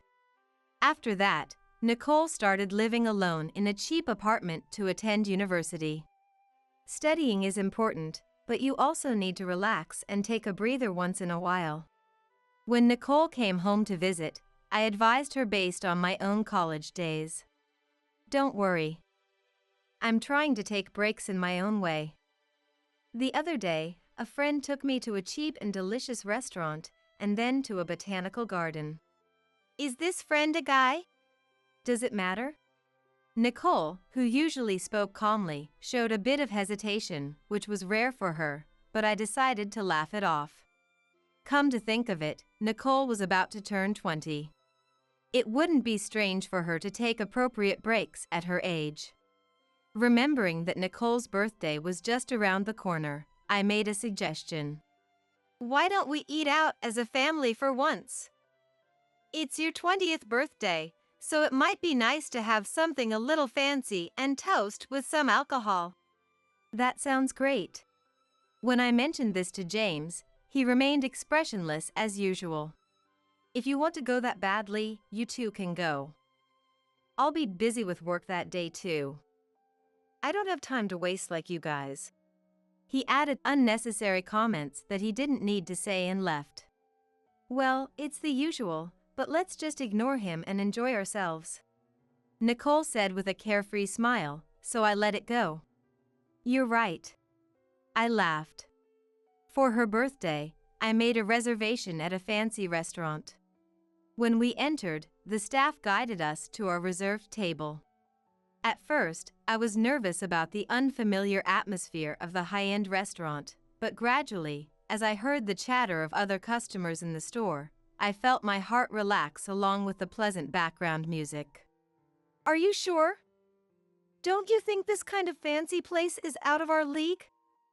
Even if it's your 20th birthday, it's no different from your previous birthdays, right?" "Then should we cancel?" "No way. Since we're here, let's enjoy the delicious food." That's my daughter, honest and good. I'm honored to be praised. Even from a mother's perspective, I think she has grown into a mature and beautiful woman. I had heard rumors that several men had approached her at university. To think that she used to be such a small and cute child. When she was little, James and I often took her to family restaurants. Nicole always ordered from the kids' menu because she wanted the toys with the menu. "What? Is there something on my face?" I denied it, still smiling. It's nothing. I just thought it was a little sad that Dad wasn't here. Let's forget about him today. Besides, we came all the way to eat French cuisine, so we have to enjoy it, or it'll be a waste. As if shaking off my melancholy mood. You're right. I nodded. Well then, should I ask about your boyfriend? What's that about? Change the subject. We were having a good time with such trivial conversations, but... Hey, she's 22, right? We can get divorced without child support now. Let's get married right away. I heard a familiar male voice from behind me. When I turned around, I saw a couple sitting face to face at a table a short distance away. Dad. Nicole was the first to notice. I didn't recognize the woman sitting across from him, but she was much younger than James. The two were holding hands, unconcerned about the gazes around them. No matter how you look at it, they don't seem like just acquaintances, right? Nicole muttered in a cold tone. Yeah, it seems that way. I nodded in agreement. Really? Wow, thank you. I love you, James.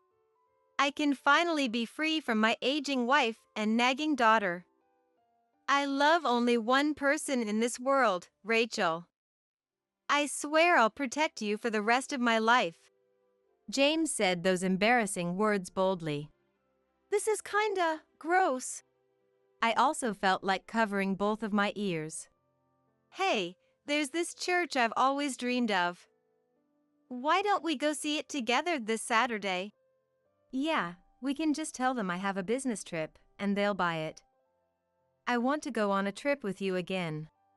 Unaware that we were listening nearby, James and his mistress were lost in their own little world.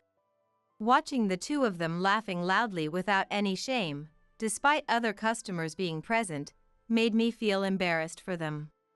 As I stood there, unable to move due to anger and embarrassment, Nicole stood up. Nicole's expression was surprisingly calm, and seeing that, I felt like something had snapped inside me too. I'm going over there for a sec. With those words, Nicole slowly got up from her seat and made her way to James and Rachel's table. Congratulations on your marriage, you two. When Nicole called out cheerfully, James didn't seem to realize it was his daughter at first, and as he turned around, thank you. He showed a softer smile than I had ever seen him show in front of us. However, the moment he realized that the person who had called out to him was none other than his own daughter, he exclaimed, Nicole! What are you doing here? And fell over with his chair in shock. Are you okay, Dad? Did you hurt yourself anywhere? Nicole asked in a gentle tone and extended her hand to James, whose mouth was wide open. Why are you here? James slapped Nicole's hand away, stood up on unsteady feet, and looked around. Then, when he saw me, he said, I knew you were here too. Don't tell me you've been following me all this time? It's just a coincidence. I told you, didn't I? Today is Nicole's 20th birthday, so we're eating out. I chose this restaurant because I thought we should splurge a little for once. I replied calmly, stood up from my seat, and stood next to Nicole. The woman who was James' mistress, Rachel, said, You too, could you be James' wife and daughter? Despite being caught in the act of cheating, Rachel was smirking triumphantly for some reason. I'm Rachel. James has been taking care of me both professionally and privately. Oh, professionally and privately, huh? Well, thank you for always taking care of my husband. Rachel, are you planning to marry my father? That's right. James always tells me. It's not his wife or daughter that he loves. It's me. James, who had been listening beside us, seemed to have become defiant. That's right. Rachel is kind and beautiful. And above all, she's much younger than you. I love Rachel more than you too. I heard Misty is a terrible wife. James always tells me. Even when he comes home tired from work, you don't cook, do laundry, or clean for him, right? It's only natural that James got fed up with you. That's not true. My mother has been selflessly serving our family for years without a single complaint. It's my father who goes out without even eating the meals my mother makes. Nicole, who had been insulted along with me, showed her emotions for the first time that day. Nicole, was it? I've heard about you too. Despite inheriting the blood of the highly educated elite James, you're a good-for-nothing daughter who's satisfied with just getting into a third-rate university. I was more shocked by the insults directed at Nicole than the ones directed at me. Did you really say something like that? This child has been desperately working hard to be useful to people in the future, and she got into her dream school. I'm just stating facts. I mean, isn't it true? You only managed to get into a third-rate university using your father's inheritance. I bet you're not even studying properly now and just playing around. The moment James said that to my face, I made a decision. I understand. If that's how you feel, there's no point in living together with you anymore. Let's get divorced, just like you wanted.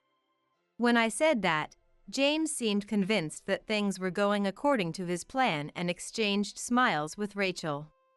And one more thing, I'll be taking appropriate compensation from Rachel over there as well. You're joking. Why should I have to pay you compensation? I mean, isn't it obvious? Stealing someone else's husband is not ethically acceptable. I was just invited to dinner by James, my boss at work. Do you have any proof that I'm his mistress? Having dinner with your boss is pretty common in the world. She started making desperate excuses. When I admitted, "You're right about that," Rachel looked relieved. Well then, how about this? I grabbed James' smartphone while he was off guard and checked his message history and saved images. I see. Last month, you and James abandoned work and spent the whole day at a hotel. A week after that, you two went on a day trip. Looks like you had quite a lot of fun. Give it back. This is a violation of privacy. You know, I've been suspecting your affair for a while now and gained some legal knowledge. I thought a day like this might come. I'm glad I studied up. Looking around, I saw other customers and staff giving us strange looks. Everyone, I apologize for disturbing your meal. Wanting to avoid causing any more trouble for the restaurant, I quickly paid the bill and said to James in a low voice, "Well then, we'll continue this conversation later." Before leaving the restaurant with Nicole. A few minutes after we got home, James and Rachel came chasing after us. James had a sly smile on his face, as if he had a clever idea. "Did you come up with some scheme while riding in the taxi?" When I asked in exasperation, James and Rachel exchanged glances and laughed sarcastically. "Fine. I'll divorce you. But you have to give me a cut too." I wondered what James meant by a cut. You inherited a large sum of money from the late William, right? I'm telling you to share that with me.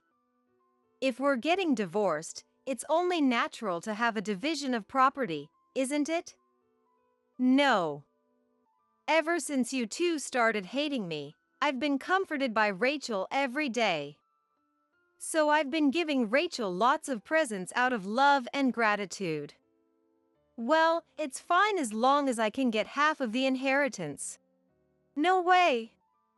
The reason you haven't been contributing money to the household was to give it to that woman?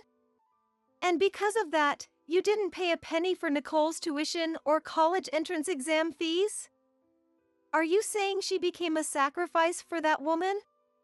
Are you saying Nicole became a sacrifice for that woman? Don't say such nasty things like sacrifice. It's up to me to decide who I love and who I spend money on, isn't it? James said it without any shame and ostentatiously embraced Rachel. Even though I had acquired some legal knowledge, I was still an amateur after all. I didn't know all the professional details, so when he brought up the topic of shared property, I couldn't retort. Seeing me at a loss for words, unable to argue back, James had a smug smile on his face. Don't tell me you were planning to monopolize William's inheritance all by yourself. We're married, so of course I have a right to it too.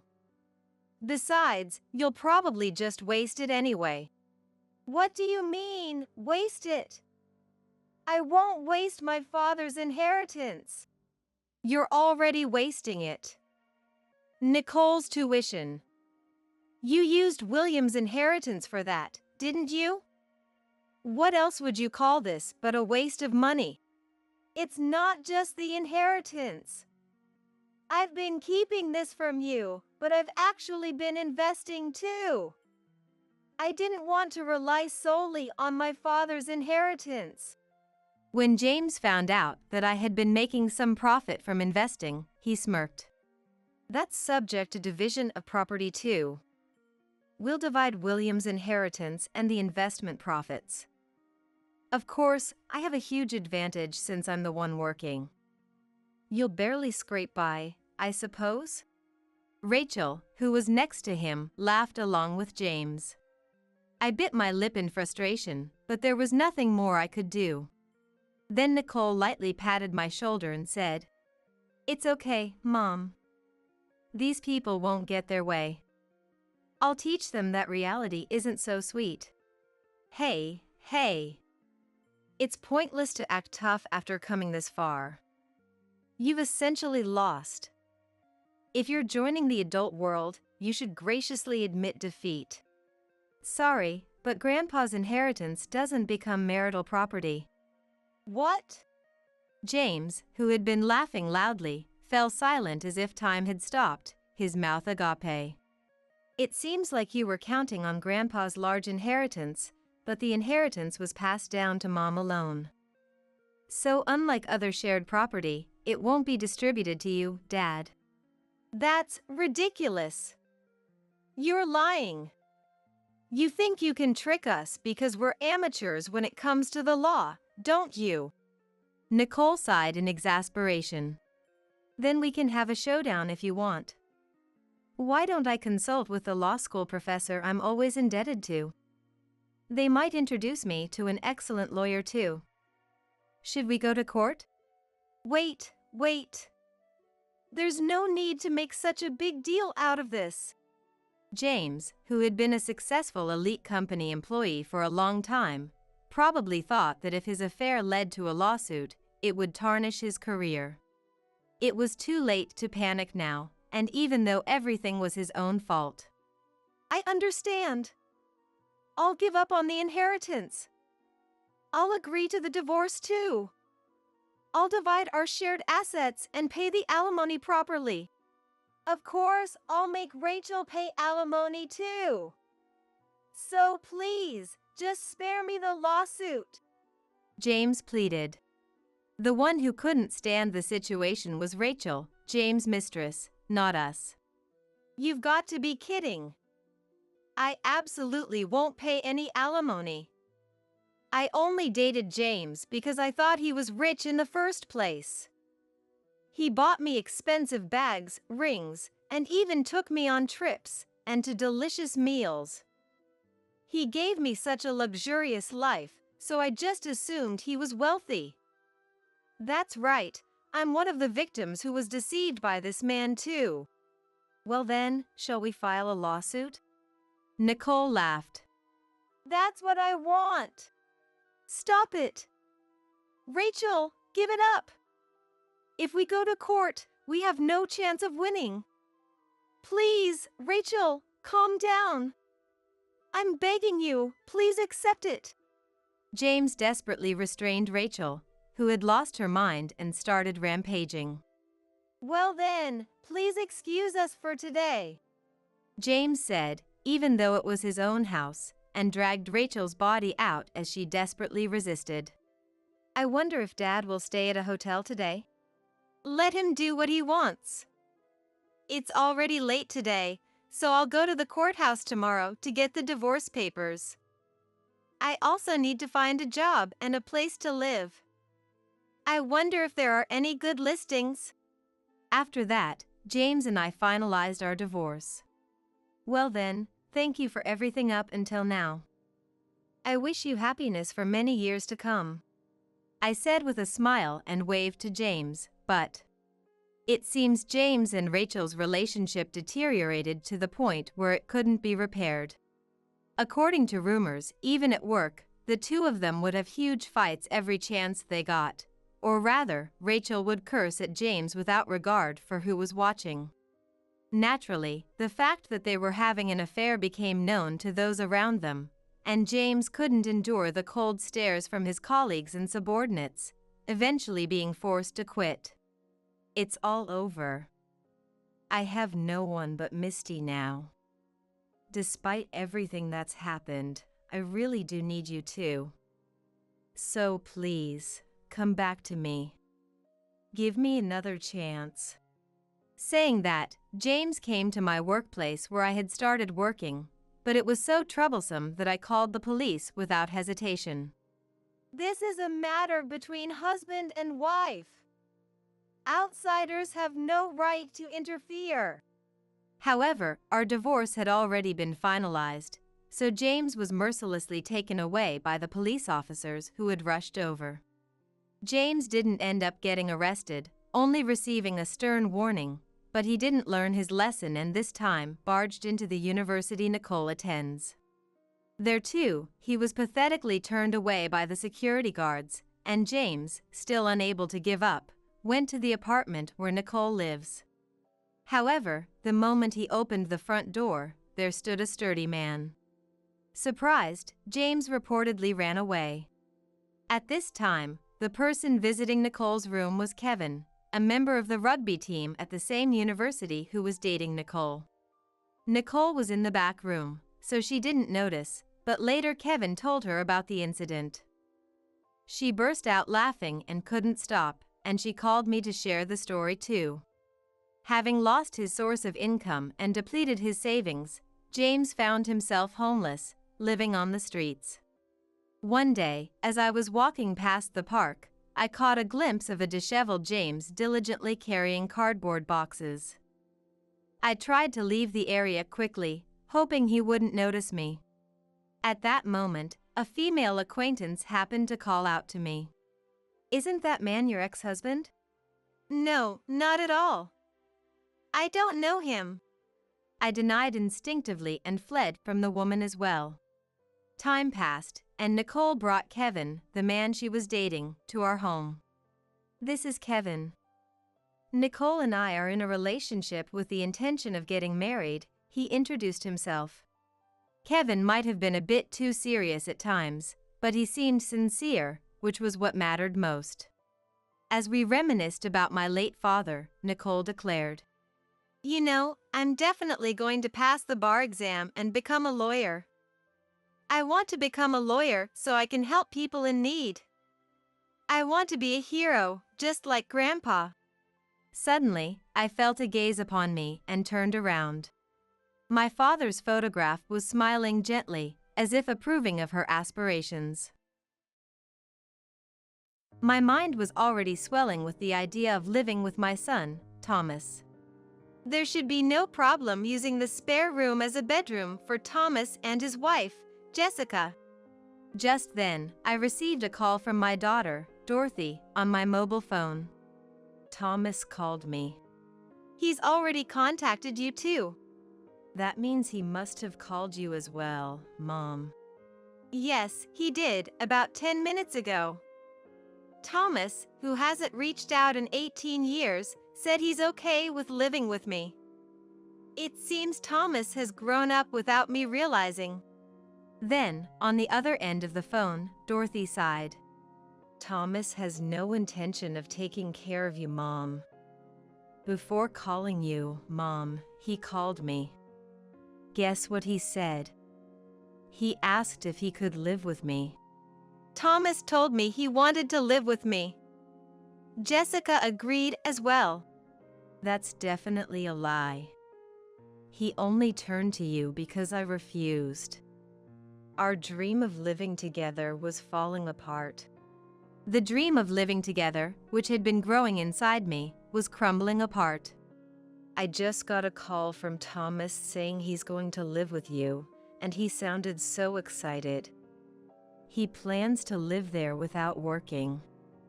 And I overheard Jessica laughing in the background, saying they've got themselves a good housekeeper now.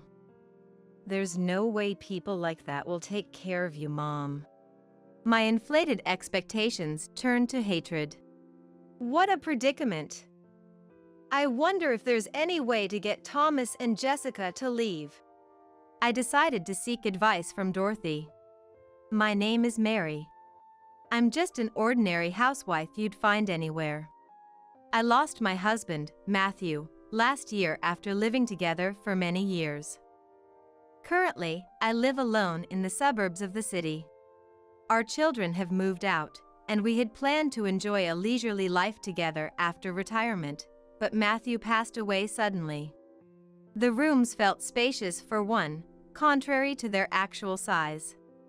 And I felt the loneliness of suddenly having no one to talk to. Going shopping for distractions, I'd meet familiar store clerks and friends to chat with. But even taking a short walk around the neighborhood was a struggle for me. After fracturing my leg in a fall indoors in my mid-50s, I've been unable to walk without a cane. Moreover, my apartment is quite old, necessitating the use of stairs to move in and out, which is challenging since my room is on the 5th floor. This makes daily climbs up and down the stairs quite difficult with my mobility issues. Consequently, I find myself increasingly confined to my room.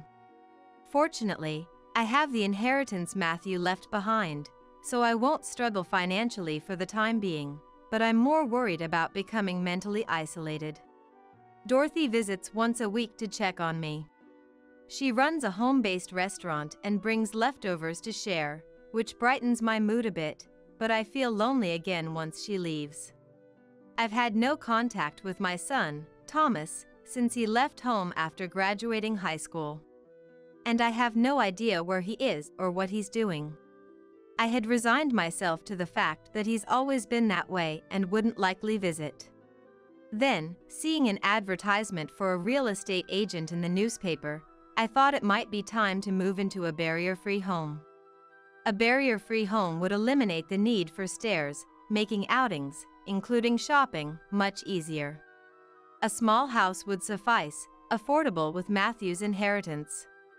After all, it would only be me, an elderly woman, living there, so a compact space is all I need. I decided to visit a real estate agent. What surprised me recently was the abundance of vacant homes, more than I had imagined. I knew from TV news that many properties were without buyers or renters, despite being livable.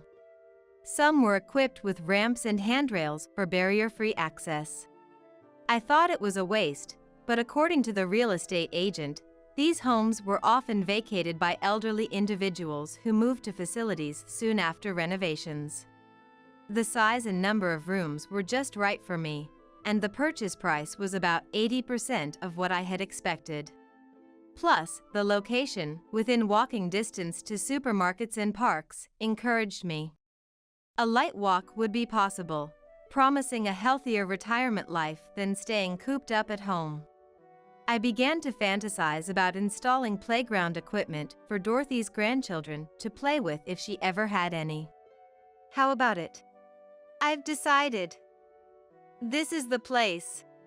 I decided to buy that house. A few days later, Thomas, who hadn't contacted me in 18 years, finally called. My heart fluttered when I saw Thomas's name on the screen. Ah, good. Your phone number hasn't changed. Though it was over the phone, Thomas's voice sounded different, but the way he spoke was unmistakably Thomas. Thomas, Where have you been and what have you been doing all this time? Before I could express my joy at hearing Thomas's voice after so long, my anger burst forth. Thomas responded in a calm tone, seemingly unfazed by my scolding. Long time no see. How have you been recently? He asked as if we had only spoken a few months ago. I've been doing well. How about you, Thomas? Are you doing okay? I'm getting by. How about you, Mom? Any changes recently? Thomas lightly dodged my question, attempting to inquire about my recent life. I finally get to hear your voice after so long, so let's talk more calmly. I want to know more about you, Thomas. Oh, sorry. So, any changes recently? Thomas either listened or didn't, insisting on knowing about my recent life. Thomas, I heard you married a woman named Jessica? There was a brief silence on the other end of the phone. How did you know? Who told you? I heard it from Anthony, Thomas's classmate. Anthony, huh? Yeah, I did. But, more importantly, how are you doing?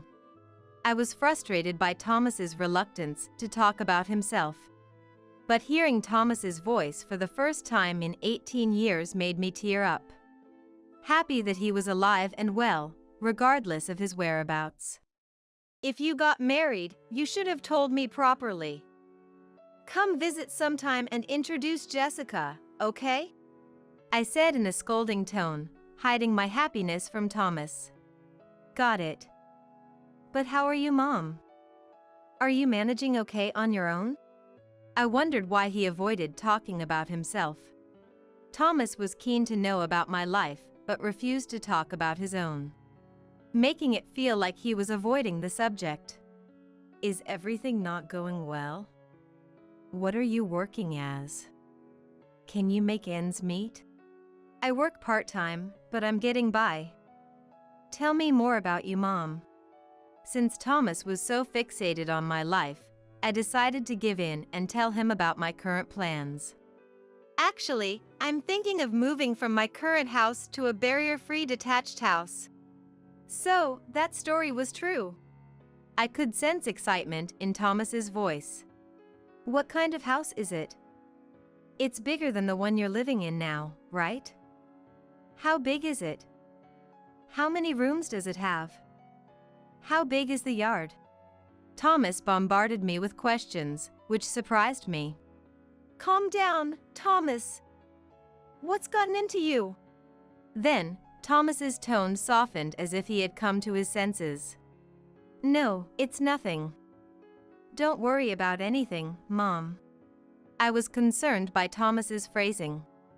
And the sudden call after 18 years of silence, especially his keen interest in the new property I was purchasing. Are you really okay? Is there something you're worried about? Thomas had always been like this since he was a child, avoiding direct topics and subtly checking on my situation when he thought he might be in trouble, then reluctantly telling the truth when the time was right. I couldn't help feeling anxious that Thomas hadn't grown up even now. I'm really okay. There's nothing for you to worry about with me. Don't worry about anything. Thank you, Mom. I chose to take Thomas's words of gratitude at face value. Above all, I was happy that Thomas was alive and well.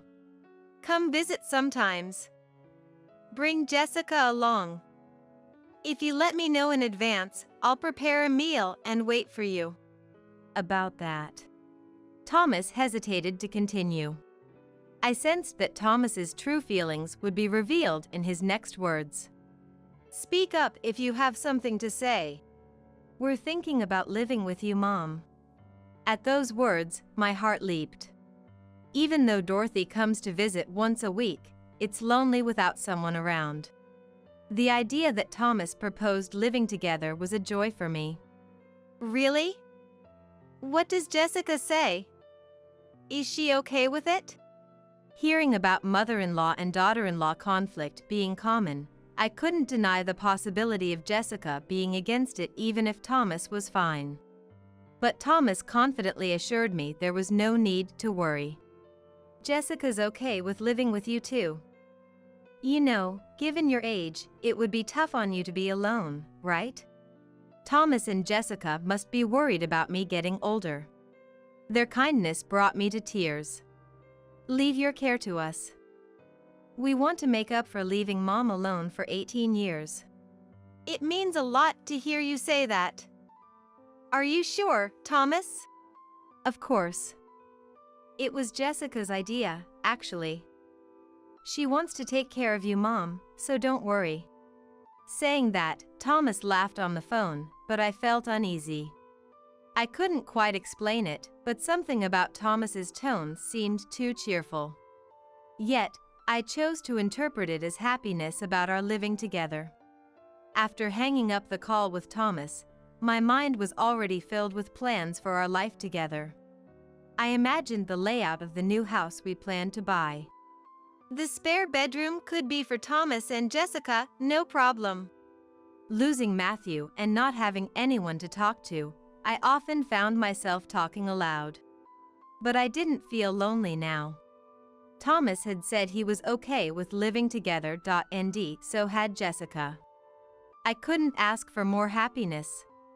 Thinking about them taking care of me in my old age, and if Thomas and Jessica had children, the house would be lively and fun. There's a farm nearby that can be rented, so a family garden might be a good idea for weekends. My positive daydreaming just kept expanding. Then, my mobile phone rang again. It was from Dorothy. I wonder if Dorothy wants to live with us too, following Thomas. What would we do if that happened? The house would be too small. Smiling at my predicament, I answered the phone. Mom, I just got a call from Thomas. What's up? Did you already talk to Thomas? I hoped to surprise Dorothy by mentioning Thomas's call, so I was a bit disappointed. Thomas had called Dorothy before me. Thomas called you too, huh?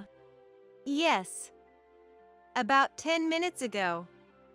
He said he's okay with living together after not contacting us for 18 years. Thomas has grown up without me knowing. I couldn't help but express my happiness. Then, Dorothy sighed deeply on the other end. So that's what this is about. What's wrong? Did you want to live with us too? It's not about that. It's about Thomas. He has no intention of taking care of you, Mom. What do you mean? Dorothy sounded a bit irritated, but she took a deep breath to calm down before speaking slowly. Before he called you, he called me. Guess what he said? If he could live with us. What do you mean? Thomas said he wanted to live with me. Jessica agreed too. That's a lie. There's no way he's thinking about living with both me and you at the same time. Thinking calmly, Dorothy's words made sense. Thomas's story was contradictory. Yet, I couldn't let go of the hope for living with Thomas. Wait.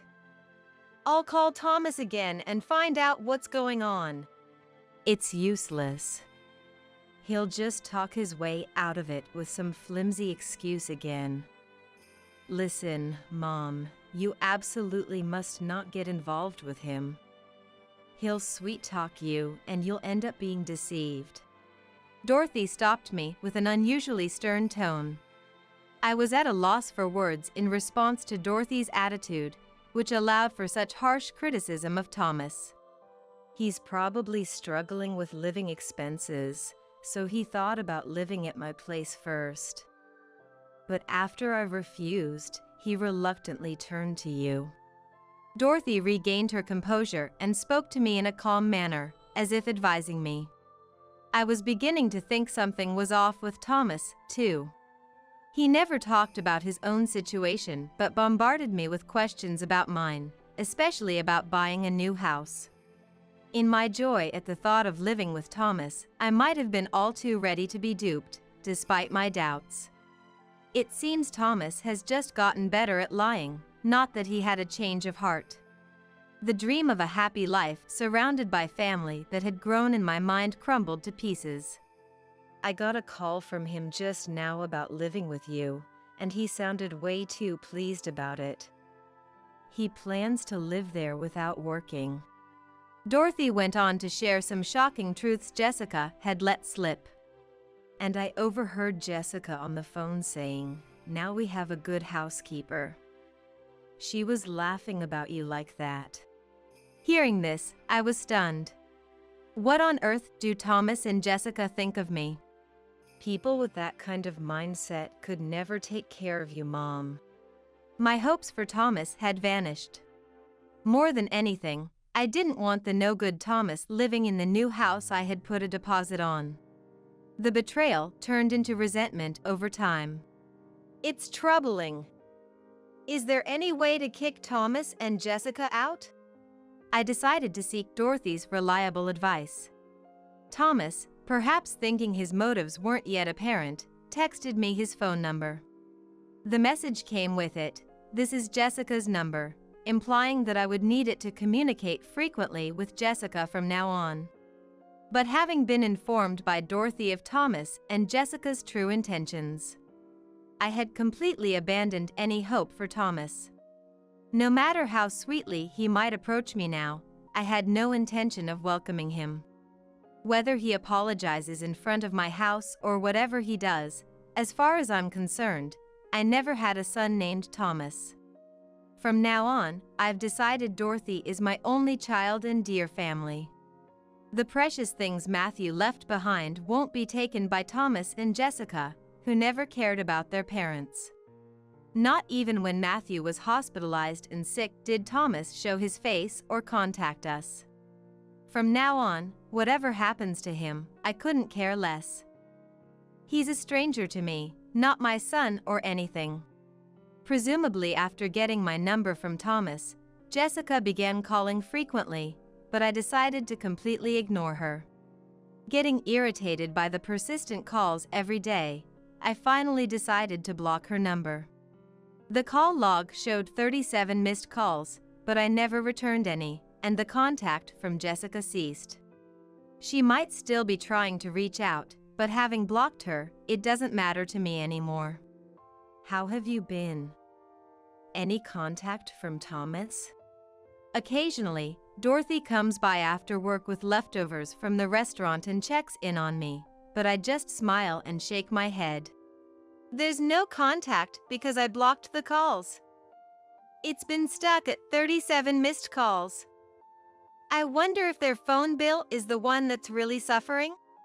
I said, with a hint of sarcasm, and Dorothy laughed. About a month into my decision to ignore them, Dorothy's mobile phone began to ring. From Thomas. Mom, what should we do? Apparently, Thomas had called Dorothy, deciding that Jessica was no longer an option. I'll leave it up to your judgment. I am a bit curious about what's going on with them, though. When I said this, Dorothy laughed and responded, I was thinking of ignoring them, but I'm actually quite curious to see what's become of them, too. Dorothy, with a broad smile, answered Thomas's call. What's going on? Instead of Thomas, it was Jessica's shouting voice that came through the phone. Screaming like a howling wolf, loud enough for me to hear from a distance. Directly exposed to the yelling, Dorothy quickly pulled the mobile phone away from her ear and calmly soothed Jessica like a zookeeper calming a wild animal. You don't need to shout. I can hear you just fine. It was my first time hearing Jessica's voice, and she seemed like a peculiar person for speaking to her husband's family with such a confrontational attitude. To be able to hurl such insults at a family you've never even met, you must be quite lacking in common sense. Dorothy, holding back laughter, retorted to Jessica's complaints. Jessica lowered her tone a bit, but her voice was still powerful enough to reach my ears. Explain clearly what's going on. Why is nobody living there? We went to the new house we bought, and they say it hasn't been purchased yet. Dorothy occasionally pulled the phone away from her ear, trying to make sense of the other side's argument. Calm down, Jessica. You don't need to shout. I can hear you. Put it on speakerphone. I want to listen too. I found this unusual character, Jessica, amusing and couldn't help but want to hear more. Mom sure is curious. Dorothy switched to speakerphone, and Jessica's screaming voice echoed throughout the room. I felt a momentary pang of guilt for possibly disturbing the neighbors, but figured everyone was likely out at this time of day and nobody was around. Besides, Jessica was the one bothering to call and complain at such an hour. All right. I'll explain it to you in a way even you can understand, so listen carefully. Then Dorothy began to slowly explain the method of retaliation we had employed over the last month. Truth be told, that new house isn't actually Mom's property yet. We hadn't decided whether to buy that house yet. What do you mean? You said you were moving to a new place because of an inheritance. We tried to move our stuff in, but were stopped by the manager. The real estate agent showed up, and we even got scolded by the police. Hearing Jessica's outcry about the police ordeal, Dorothy and I couldn't contain our laughter any longer and burst out laughing. Hey, stop laughing. I can hear everything. You tricked us. What are you talking about? You two were the first to try and deceive Mom. Weren't you trying to ingratiate yourselves with Mom now that she's alone to move in? Dorothy, appalled by Jessica's selfish reasoning, calmly countered. Indeed, I had planned to purchase that new house. But after learning of Thomas and Jessica's motives, I reconsidered. I consulted Dorothy about possibly canceling the purchase, and she informed me it could be canceled by forfeiting it. So, that house was never actually purchased by Mom. Was that your idea? Don't interfere unnecessarily. Hearing the growling on the other end, Dorothy once again pulled the mobile phone away from her ear. Just tell me where Mary is. Don't mess around. As I laughed off their demands and protests, Dorothy sharply retorted. I wouldn't tell someone who calls Mom a housekeeper. How did you know? No, that must be a mistake. I don't remember saying anything that terrible. You might not be aware of it, but your voice is quite loud. If you speak that loudly, it can be heard even without directly holding the mobile phone. Silenced by Dorothy's comeback, Jessica fell quiet. Then the voice changed to Thomas's. Dorothy, you know Mom's legs aren't what they used to be. We need to take care of her. I found it amusing to picture Thomas's desperate tone on the other end of the line. He was saying all the right things, but it was too late for any care to make a difference. If I hadn't realized Thomas and Jessica's plot by now, they would have surely treated me as a convenient housekeeper. Thomas's attitude, claiming such insincere intentions so blatantly, was both funny and a bit sad. Anyway, you two have no business worrying about me or telling me anything. With that, Dorothy dismissed Thomas with finality. We'll figure it out ourselves. The call ended with Thomas hanging up angrily. Was that the right thing to do? It's their own fault. Idiots like them won't learn unless they face the consequences, Dorothy said, smiling triumphantly. A few days later, Dorothy came to visit my house with leftovers from the restaurant. What's happened since then? Did Thomas and Jessica say anything? I was curious about the continuation of the incident and asked Dorothy. Dorothy answers with a big smile. Plenty. Seems like they've gotten themselves into quite a mess. Dorothy shared with a full smile the current predicament of Thomas and Jessica. That afternoon, Thomas had called Dorothy pleading for help. Please, Dorothy! We're family, help us! Thomas was crying on the phone. The truth is, we're being chased for debts. Thomas and Jessica had planned to rely on my new home and wealth from the start, thinking they could live comfortably without working by quitting their part-time jobs. In other words, he currently has no money. Now, without any money, after I canceled the purchase of the new house, they moved into a rundown apartment nearby, but soon couldn't afford the rent and were evicted. Ordinarily, they might have returned to part-time work, but they chose an unexpected path. The two of them borrowed a large sum from dubious lenders in hopes of striking it rich through gambling. I could almost see Jessica's face, someone I had never met. We can't go back to part-time work now. We'll make a fortune from gambling and show them. Imagining Jessica saying such a line, I couldn't help but burst into laughter. Thomas and Jessica, having gambled away borrowed money, were now on the run from debt collectors. So, I told Thomas this. Never to involve you or me in their lives ever again. Dorothy, you always have to deal with so much. I expressed my concern for Dorothy's troubles. Later, I decided to move into a care facility that Dorothy found for me. This way, Thomas and them won't be able to approach. But are you sure you won't be lonely, Mom? I smiled and shook my head. You've done so well for me. And this hamburger is delicious. Thank you. It's popular with the customers too. Dorothy would sometimes bring leftovers from the restaurant, so I never felt lonely. Mom, I have a suggestion. Dorothy began with a serious tone. My husband and I have been thinking about building a new house soon. That sounds wonderful. I'm sure it will be a beautiful home. As my eyes lit up, Dorothy took my hand and said, If it happens, would you like to help out at our store? Only if you're okay with it, of course. I was just getting tired of the same daily walks around the facility. Don't underestimate me because I'm old. I can still do my part when needed. You would say that, I knew it. So, it's decided then. We'll make sure there's plenty of space around the cash register so you can easily fit. The thought of starting work at the store fills me with so much anticipation that I can't help but smile. I still haven't been able to get in touch with Thomas and the others, but at this point, there's nothing I can do about it. Whatever happens to them, it has nothing to do with me.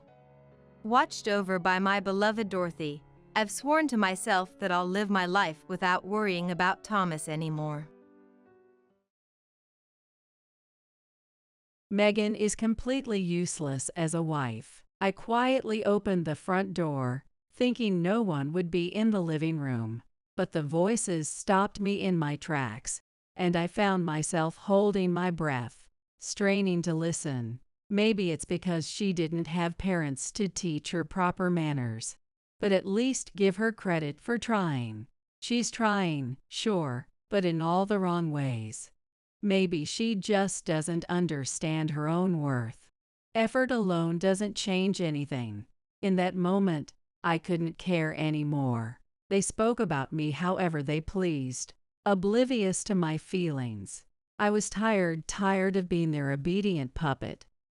As I slipped off my shoes, I called out, I'm home. Nicole, my mother-in-law, wasted no time. Could you make some coffee? She asked. I took off my coat and walked into the kitchen, turning on the stove to heat a pot. I glanced at Nicole's fingers. Nicole, hasn't your finger healed by now? We were living together because of her injury, but it was time for her to go home. I asked, my voice steady but firm. Nicole, unfazed, answered with her usual calmness. It still hurts. It was obvious to anyone that her finger was perfectly fine. The pot began to steam, its contents nearing a boil. I stared at it, my hands motionless, unwilling to turn off the heat. She's living here because she's hurt, isn't she? A cold-hearted wife like you wouldn't help anyone heal. Exactly. Megan, it's already boiling. Why waste gas? Just make the coffee already. The two of them were laughing. As I watched them share their laughter, something snapped inside me. I couldn't hold back anymore.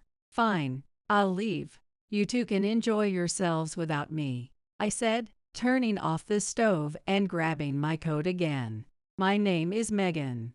Last year, I lost my mom to illness. We never had a great relationship, especially after she opposed my dream of attending fashion school. Determined, I put myself through school with scholarships and worked relentlessly after graduation. Fashion has always been my passion, and I knew the road ahead would be tough. I worked as an assistant stylist, hoping to one day break out on my own. Even with a modest income, I was driven by the fulfillment my work brought me. But Mom never understood. She would say, "Just get a job at a big company's office." Her words infuriated me, pushing me further away until I stopped going home for Christmas altogether. I don't care if it's hard. I just want to do what I love. We fought often, and it wasn't pretty. But every time we parted ways, Mom would give me a small, sad wave. No matter how angry she might have been, she always tried to leave on a note that wasn't too bitter. When I heard she had passed away from an illness I didn't even know she had, it felt like a bad joke. She was still in her 50s. The thought of her dying had never crossed my mind. After the funeral, the world kept turning. Even though one person had vanished from it forever, everyday life around me remained unchanged. After work, I'd return to my small apartment and, out of habit, switch on the TV. The cheerful voices from the screen felt jarring, as if the world was pretending nothing had happened. When was the last time I talked to Mom? What did we talk about? No matter how hard I tried to recall, I couldn't. I sat there, clutching my head, groaning in frustration. Nothing changed. Only the noise of the TV grated on my nerves, so I grabbed the remote and turned it off. Dad didn't come to Mom's funeral. He had divorced her when I was little, and I couldn't even remember his face. A part of me wanted to meet him, but neither I nor any of my relatives had his contact information. The tension between Mom and me wasn't just about her not understanding my dreams. A big part of it was her refusal to tell me why she divorced Dad. I could only recall fragments of a gentle smile from my father in my earliest memories. Now Mom was gone, and I had no way to reach Dad. I really am all alone now, I muttered to no one in particular, laughing bitterly at my own words. I'd lived alone for so long that I thought Mom's death wouldn't make me feel lonely. But, for some reason, I kept waking up at midnight. Once awake, I couldn't fall back asleep. Mom was gone. Thinking about that overwhelmed me with sadness and loneliness. I'd bury my face in my blanket, trying desperately to fall asleep again. Lately, my friends from school had been sharing their marriage news with me. Using Mom's death as an excuse, I declined their wedding invitations, but I couldn't help feeling envious. Seeing parents with their children in passing made me think, I want a family too. It was around that time I met David, the man who would become my husband. A friend introduced us. He was 10 years older than me, and at first, I didn't see him as a romantic interest. Though his persistent approach confused me, deep down, I couldn't help but notice his kindness. One day, David and I went out to dinner together. "There's a great barbecue place I know," he said, leading me to a cozy, family-owned restaurant. While enjoying a freshly grilled steak, David started telling me stories from his past. "I've been divorced," he admitted.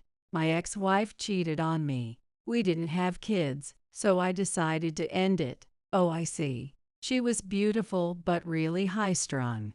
For example, she'd get angry if I put sauce on my steak. I tilted my head, confused, and he chuckled while pouring sauce from a bottle sitting at the edge of the table. She thought it was disrespectful to the chef to alter the taste of their food with condiments. She used to say, "If you want to add sauce, at least ask first." Somehow, I kind of understood her point. I wouldn't be thrilled if someone sprinkled salt or pepper all over my cooking without trying it first. But steak and sauce go hand in hand. It didn't seem like something to get upset over. Or so I thought. Watching David drown his steak in sauce, I started to get it. By the time the steak was utterly soaked, and he was happily devouring it, I thought to myself, yo, maybe she had a point. Well, the most important thing is to enjoy your meal, I said.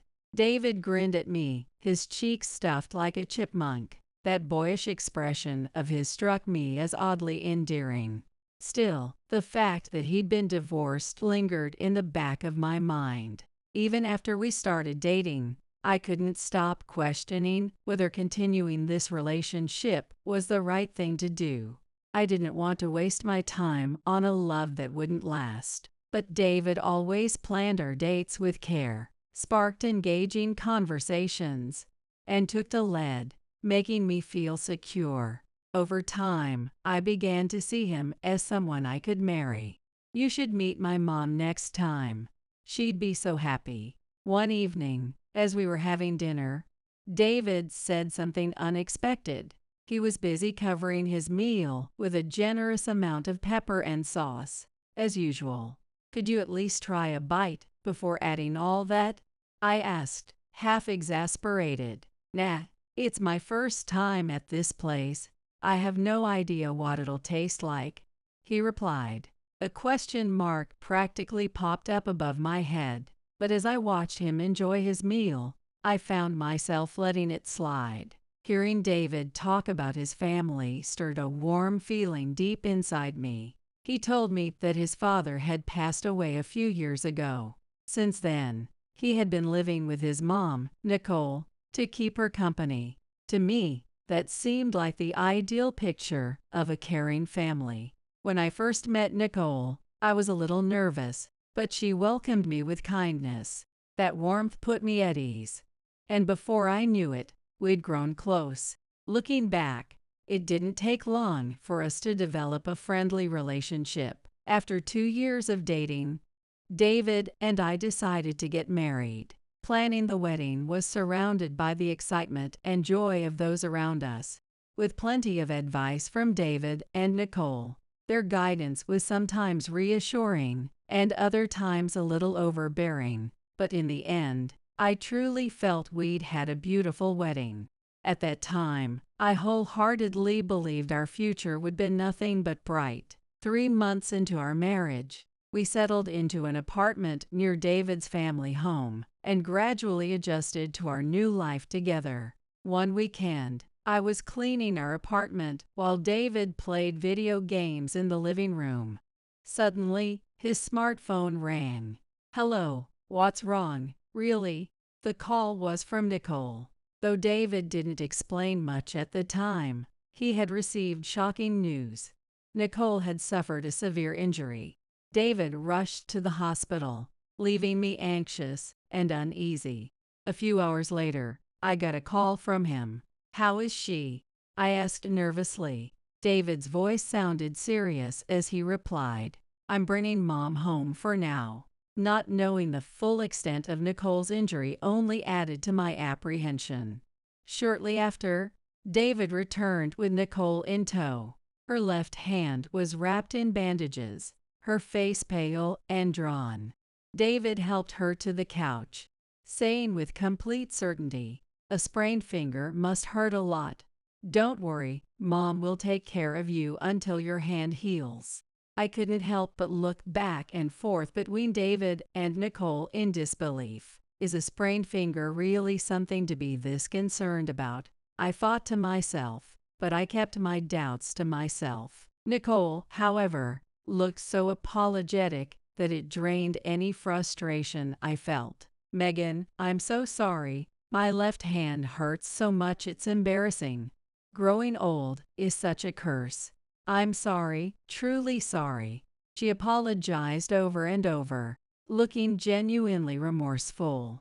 I told myself that helping family in times of need was the right thing to do, and I reluctantly agreed to let her stay with us. After all, she was David's mother, and it was only natural to support her when she needed help. But just a few days into our arrangement, Nicole's attitude changed entirely.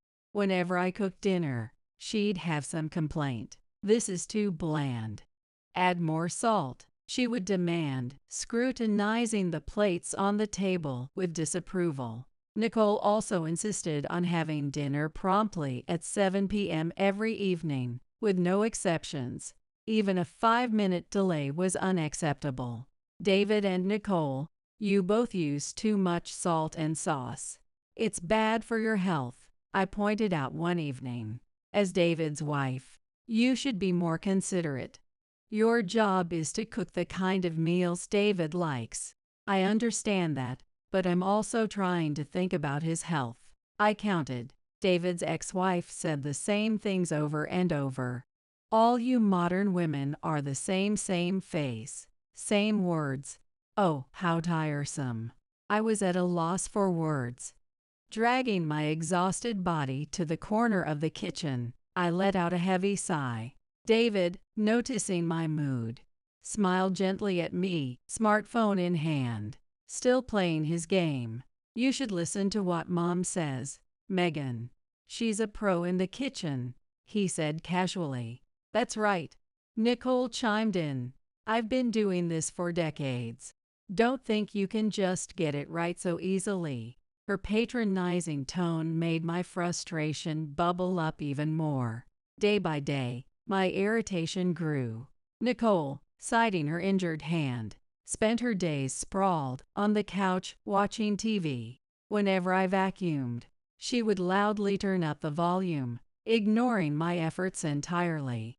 Could you bring me some coffee? She'd call out without a second thought. I'd think to myself, can't you do that yourself? And one evening, David quietly approached me as if sensing my frustration. Sorry, Mom can be a bit demanding, he whispered apologetically. But David always took her side without question. Despite this being our home, I started to feel like a guest in my own space. Finally, I summoned my courage to speak up during dinner. Look, even with an injured hand, there are still things you can do, right? Could you help out a bit with chores like cleaning or laundry? Just whatever's manageable. It took all my strength to say this, but both David and Nicole responded with laughter. What are you talking about, Megan? Stop acting like a guest. David scoffed. That's right, Nicole added. You're David's wife now. It's your job to do as I say. Their reaction was as if I had cracked a joke. Instead of the tension I expected, they dismissed my plea as though it were a trivial matter. Is this what a normal family is like? I tried to convince myself that it was. But every day, Nicole continued to hurl demeaning comments at me. You're useless, always moving so inefficiently. Even David, who had once been so kind, now stood firmly on Nicole's side, often joining in with his own remarks. Mom's old. Don't upset her so much, he'd say. Write things down if you can't remember them. Stop making her repeat herself. It just ends up coming back to me as complaints. Think about how that feels for me. Why do you only listen to Nicole? I'm your family too. I finally shouted through stifled tears. But David looked at me with a puzzled expression, as if he couldn't comprehend my feelings. Because Mom is the most important person to me, he replied earnestly. His words left me utterly stunned. On the outside, everything seemed perfect, an ideal family environment. But in reality, I was completely isolated. The growing storm of anxiety and fear within me gradually turned into a desire to consider divorce. Where was I standing now? I found myself pondering this as I watched David and Nicole laughing together, their backs turned to me. How many more days like this would I have to endure? Each time the cold wind brushed against me, my resolve became clearer, and I began to prepare myself. It was dusk, the sky dimming as I let out a sigh in the corner of the kitchen. A year had passed since Nicole had moved in. Countless times, I'd tried to ask her to leave, but each time, she deflected with, "My finger still hurts." Hearing those words again and again, I couldn't help but feel the weight of all the time being wasted. "We're family, so of course we help each other," David would say with an innocent smile. Looking at that smile, I'd often feel as though my protests were the ones that were wrong. He even started bringing up my troubled upbringing, chipping away at my self-esteem. Yet, occasionally, I'd hear from neighbors that Nicole had been praising me in my absence. Hearing such stories left me with a swirl of complicated emotions. Her words felt like a twisted form of encouragement, as if she wielded both a whip and a gift. Despite feeling unappreciated, a part of me still longed for her approval. I didn't entirely hate the part of me that kept trying, hoping for recognition someday. One evening, I came home late from work. It was past midnight. The lights in the house were still on, but assuming Nicole might be asleep, I opened the door quietly. From the living room, where I thought no one would be, voices reached my ears. I stopped in my tracks, holding my breath, and listened. "Honestly, Megan is completely useless as a wife," Nicole said, her voice slow but sharp. David chuckled and responded with a few agreeing murmurs. "Maybe it's because she grew up without parents and never learned any common sense. Still, you've got to give her credit for trying." "She's trying in all the wrong ways," Nicole shot back. "She doesn't even understand her own worth. Effort alone won't change anything." At that moment, I felt something inside me snap. My feelings didn't matter to them, they just said whatever they pleased behind my back. I was exhausted from living under their thumb, bending to their every whim. I slipped off my shoes at the entrance and called out, "I'm home." Nicole immediately responded, "Could you make me some coffee?" Hanging up my coat, I headed to the kitchen and turned on the stove. As I prepared the kettle, my gaze drifted to Nicole's fingers. "Nicole, don't you think your finger has healed by now?" Shaking off all the doubts and unease that had been holding me back, I straightened my posture and addressed her firmly. Nicole, however, replied with a calm expression, "It still hurts." It was obvious to anyone that her finger no longer pained her. The pot on the stove began to warm, the quiet hiss growing as it reached a boil. I stood there, staring at the steam rising from the pot, without turning off the flame. "She's living here because she's in pain, right? With a cold-hearted wife like you. No wonder it's taking longer to heal." "Exactly. And Megan, the water's already boiling. Don't waste gas, hurry up and make me my coffee," Nicole added with a smirk. The two of them burst into laughter. Watching their cheerful faces from a short distance away, I felt something inside me finally snap. I couldn't take it anymore. "Well, in that case, I'll be the one to leave. The two of you can live happily ever after." I turned off the stove, slipped back into my coat, and made my way to the door. Both David and Nicole looked stunned, clearly unprepared for my words. As I headed to my room to grab the bags I had packed in advance, they hurried after me, panic in their voices. "Come on, you're joking, right? You can't live on your own. Megan, when are you coming back? Who's going to make my breakfast or dinner? Are you just going to abandon me like this?"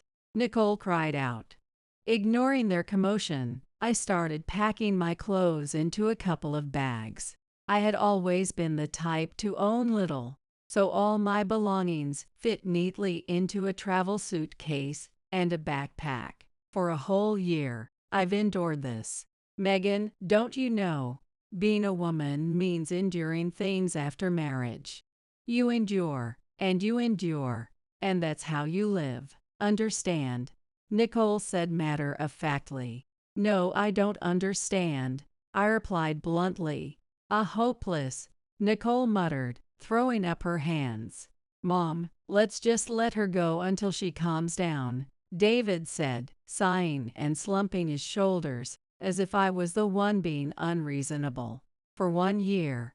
What do you think I've been enduring this for? My voice trembled as I spoke. They wouldn't understand what I meant by 1 year. It was exactly a year ago when I had overheard a similar conversation, purely by chance. Back then, just like tonight, they were mocking and insulting me behind my back. An entire year had passed since then, and nothing had changed. I had spent that year preparing to walk out of this house and end this marriage. But deep down, I hoped that day would never come. I thought that packing my things and keeping them ready to leave would help me sort out my feelings, to make sense of my life. But now, standing here, I knew this was the end. In an effort to secure the upper hand in the divorce, I went so far as to hire a private investigator to look into David's activities. The findings were shocking.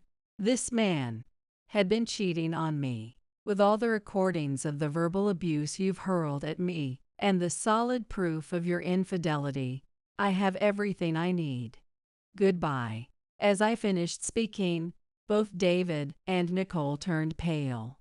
Ignoring their reactions, I left the house. I had no family home to return to, no place that felt like mine, but I had no choice but to move forward.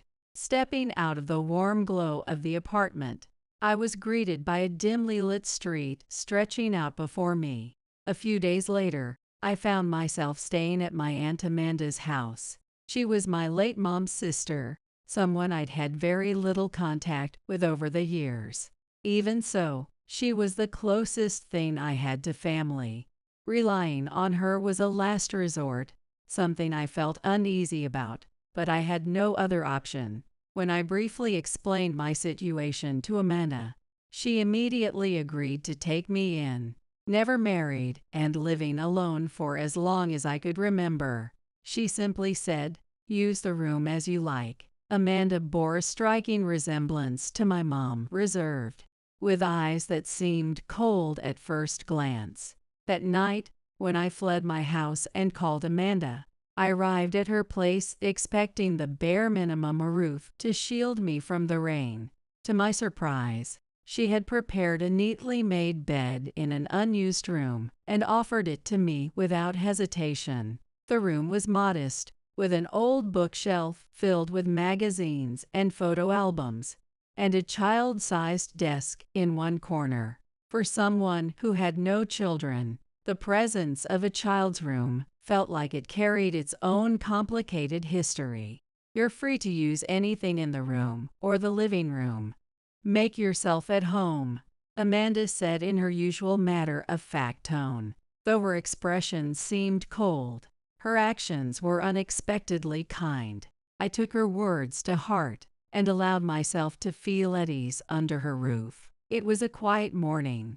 As I brewed coffee in the kitchen, my smartphone buzzed loudly on the counter. David's name appeared on the screen. The moment I heard his voice on the other end of the line, an uneasy stirring began in my chest. "Megan, the certified letter you sent reached me." David's voice was calm, unsettlingly so, like the stillness before a storm. The letter I'd sent, drafted by my lawyer, had finally arrived at his doorstep. It detailed the verbal abuse I had endured, his blatant infidelity, and my intention to end our relationship. Every word was carefully chosen, avoiding unnecessary emotional outbursts, while ensuring the message was firm and clear. It was the definitive declaration of the end of our marriage. Within me, A storm of emotions brewed: anger, sadness, and a faint sense of relief. This is how you want to do it, Megan," David said bitterly. David's mistress was a young woman in her 20s, raised in a wealthy family. Her parents owned a successful business, and rumors swirled in my mind that David and Nicole were scheming to get their hands on her family's fortune. If this woman had no idea about David's marital status, I felt a twinge of pity for her, but that pity was quickly overshadowed by my growing fury toward him. "David, you lied to her about being single, didn't you? What kind of man proudly announces he's married while cheating?" Of course, I didn't tell her. I figured once things progressed with her, I'd end things with you. I was planning to take responsibility. Should I be angry right now? The audacity in his voice as he spoke of taking responsibility baffled me. The thought of that young woman, believing the lies he told, made my blood boil. She was so much younger than him. Perhaps she, too, had been persistently pursued, just as I had been. David's dishonesty wasn't just destroying my life, it was pulling others into his mess. And that infuriated me. "That's not all," David continued. Her parents came storming into my office. Knowing that David was finally facing the consequences of his actions gave me a small sense of satisfaction. The mistress's parents must have been furious to learn their daughter had been involved in an affair with a married man. I have to pay her a settlement. The affair partner's parents were reasonably wealthy. They seemed furious that their daughter had been deceived into an affair with an older, married man. This wasn't just about a simple settlement. They were determined to inflict the maximum punishment on David. Reports suggested they were actively consulting lawyers and doing everything they could to hold him accountable. David's words were tinged with desperation. "And Mom says it's all your fault, Megan." "Oh, really?" I said, my voice icy. "So, I was thinking," David hesitated, "maybe you could cover half of the settlement." "No, actually, it makes sense for you to take care of, like, 80% of it." At that moment, pure rage ignited within me. This had nothing to do with me. David's infidelity was his own doing, and he alone should bear the consequences. I gripped my smartphone tightly, resisting the overwhelming urge to hurl it out the window. "I'm the wronged wife here, David," I said, my voice trembling with anger. "If anything, I should be the one demanding compensation from her. You can't do that. If you go after her, her family will retaliate against me even harder. You'd just be taking money from me to give back to yourself. It's pointless. Be reasonable for once." "Oh, sorry. I forgot I don't have parents to teach me about reason." "Right." I threw his previous insult right back at him.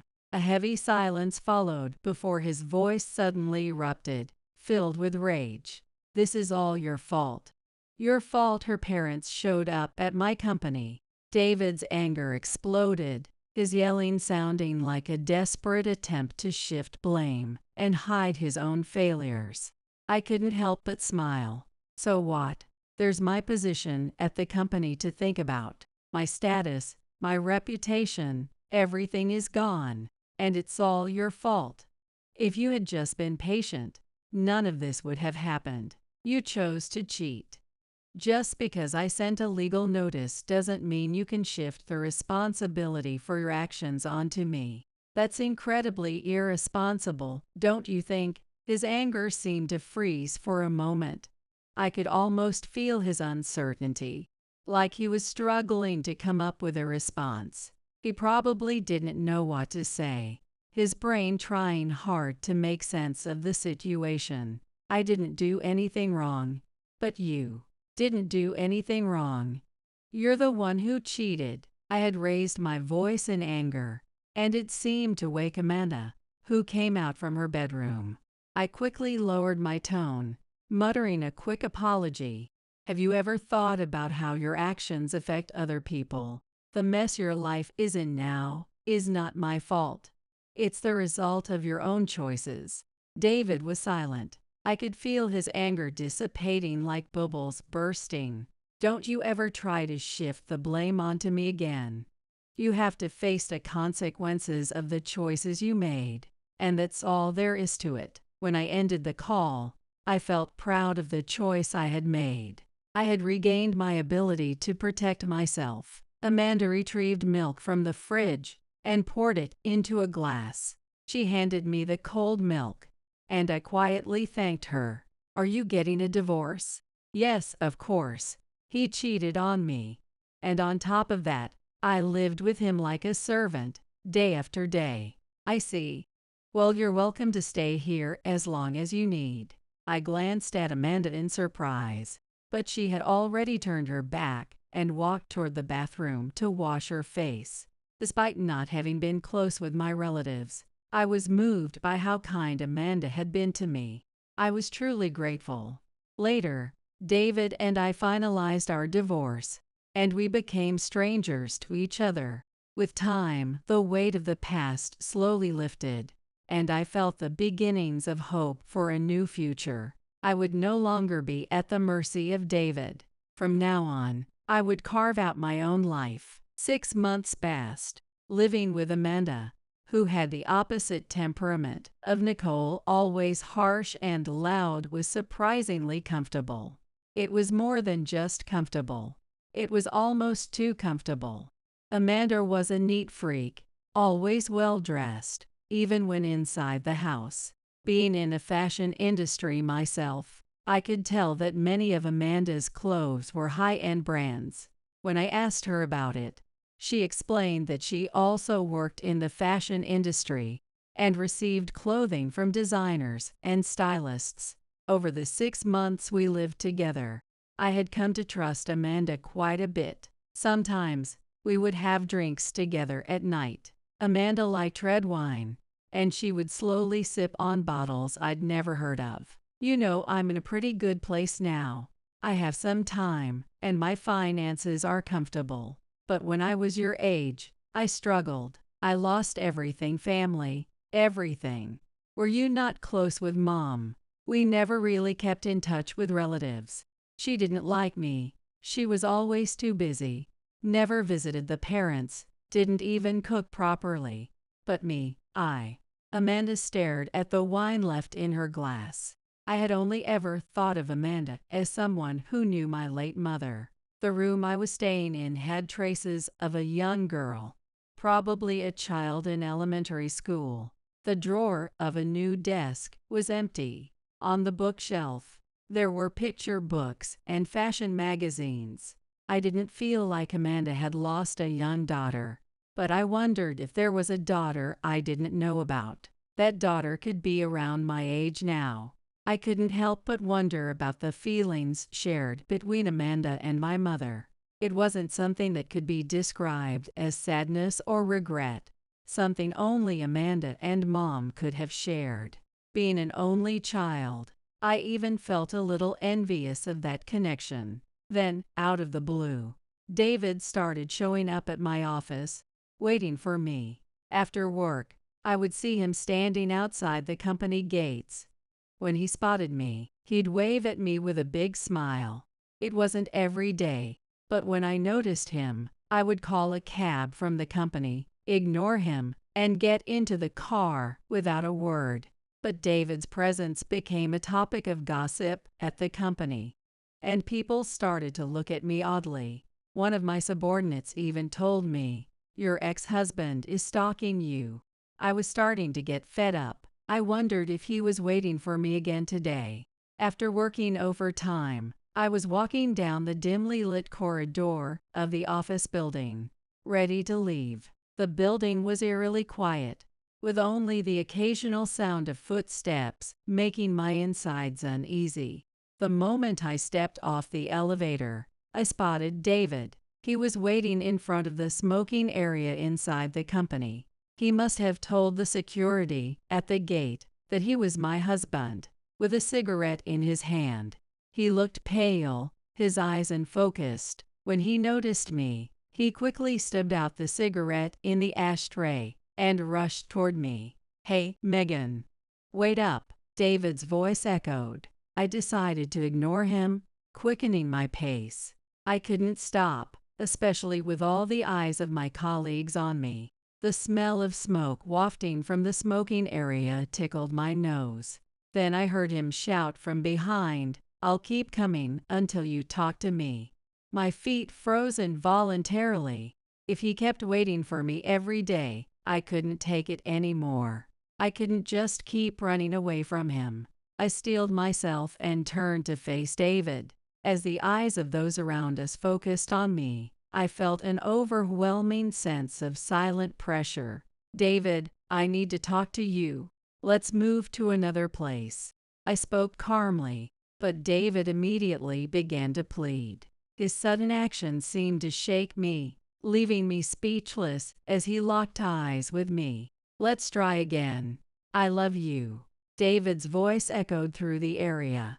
The weight of the gazes from everyone around us made my embarrassment and anger swell. "Please stop.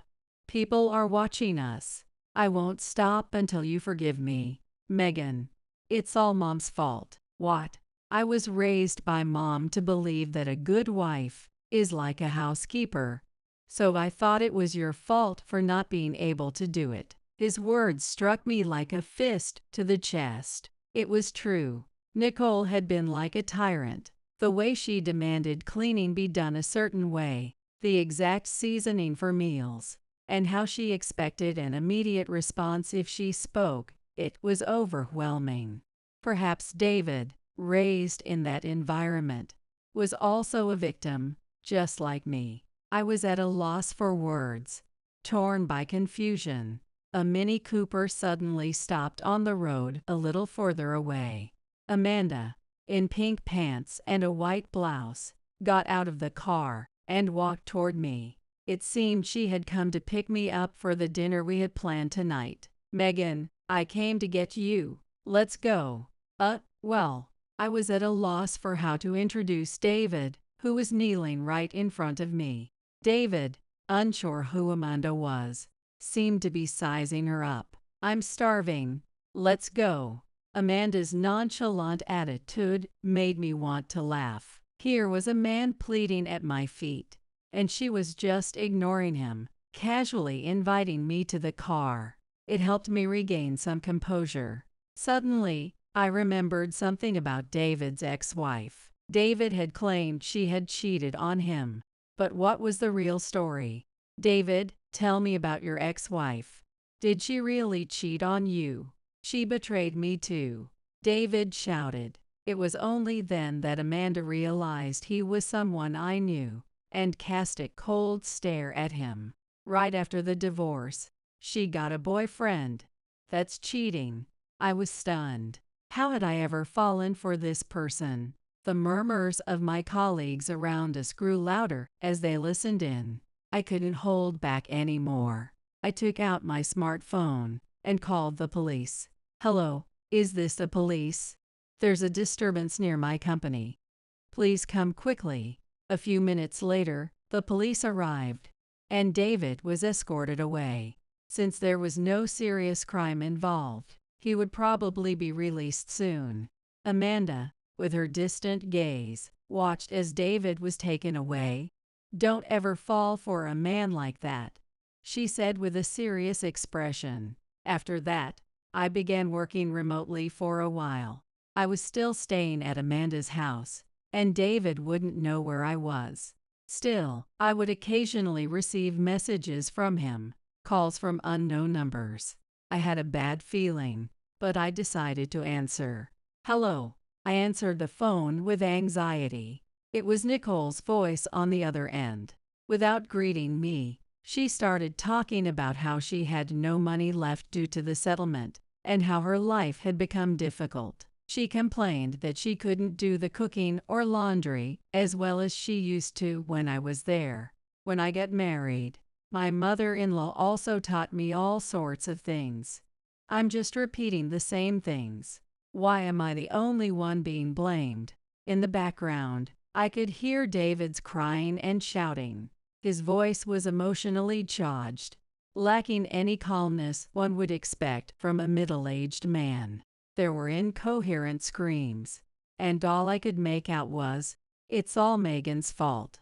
You're the one who put me through this." It was terrifying. I fought to myself, hugging my own shoulders. Even though we were divorced, he kept clinging to me, showing abnormal behavior. Nicole started demanding money from me. Money. Give me money. It was nothing short of a threat. Even through the phone, hearing Nicole yell made me recall the past. Being alone with no family of my own, I didn't want to be disliked by Nicole. After all, even though she was my mother-in-law, she was still family to me. I just wanted to be loved.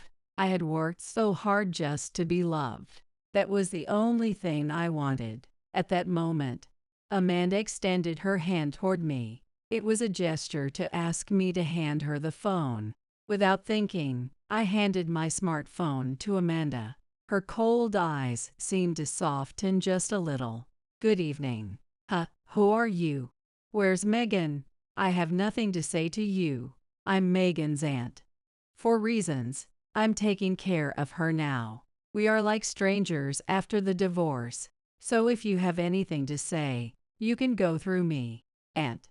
She said she had no close relatives other than her deceased mom. Yes, that's true. We weren't close, but before Megan's mom passed, she kept telling me to watch over Megan. My mom had realized her illness was terminal and visited Amanda after many years. Amanda, who had abandoned family to live for her career, was disliked by my mom, but she had asked her to help me if I ever found myself in trouble. As I had also chosen a difficult path in the fashion industry, just like her. I remember the other day, David was begging, but you know what Megan's mom asked was nothing like that. I could feel her desire to protect someone really, truly important to her. "What are you talking about? I'm Megan's mom's stand-in. Don't ever contact her again. Go eat your steak with that mama's boy, covered in sauce." Without waiting for reply, Amanda pressed the call button on the smartphone. She sighed deeply and looked at me with downcast eyes. "Sorry, I didn't mean to say I was like a mom to you. I just remembered the funny story you told me about steak, and I got carried away." Seeing her embarrassed, I understood. Her normally cold eyes and attitude were just signs of her awkwardness, and the fact that my late mom thought of me and entrusted me to Amanda. The days when I was lonely, with no one to rely on, and felt so sad now it all felt like a dream. I realized how much my mom loved me and how happy I truly was. Why? How could this be? Tears streamed down my cheeks. I hadn't cried even at my mom's funeral. I always thought tears were something to hide in bed, not something to show. But now the tears flowed endlessly, and Amanda gently hugged me, hiding my tears. Her awkward gesture of holding me, her fingers gently pressing against my back, made me feel a happiness that made me tremble. Later, from mutual acquaintances, I learned that David and Nicole had asked relatives and friends for money, and when they were refused, they became verbally abusive. As a result, everyone cut ties with them. David, while still working at the company, was passed over for promotions and now worked under younger managers. After completely cutting off contact with David and Nicole, it felt like I had been reborn. I savored the happiness of having time for myself. At work, I was advancing in my career, and my appearance was getting sharper. Not bad at all. You've got the trends down. One morning, as I checked myself in the mirror before heading out, Amanda complimented me from behind. I smiled, feeling the happiness, and laughed, saying, "Stop it," as I headed to work. "Have a good day. I'll be home early since there's no overtime."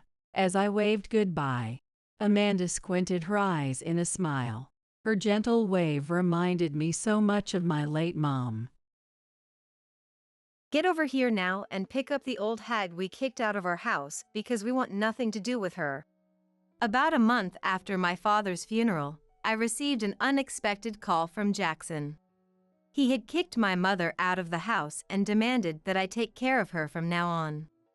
I was taken aback, unable to comprehend the situation immediately. You're joking, right?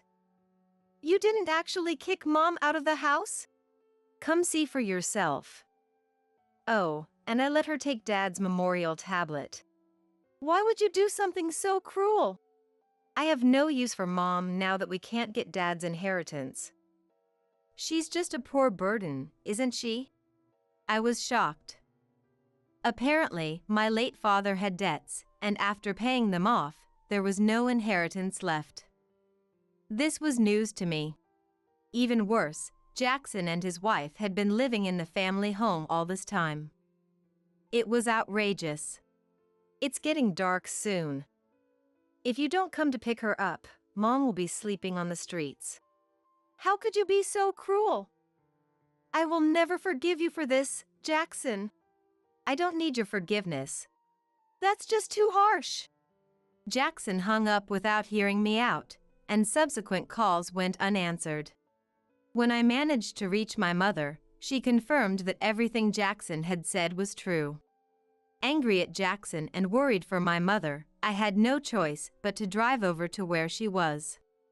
I am Lily, a 27-year-old woman in a hurry. 3 years ago, I married Mason, who is the same age as me, and we've been living together since.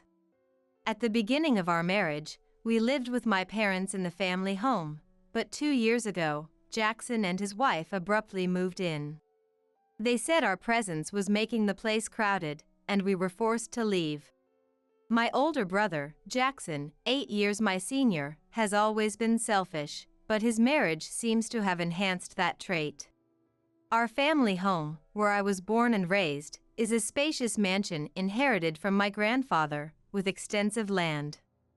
There should be no discomfort in living together.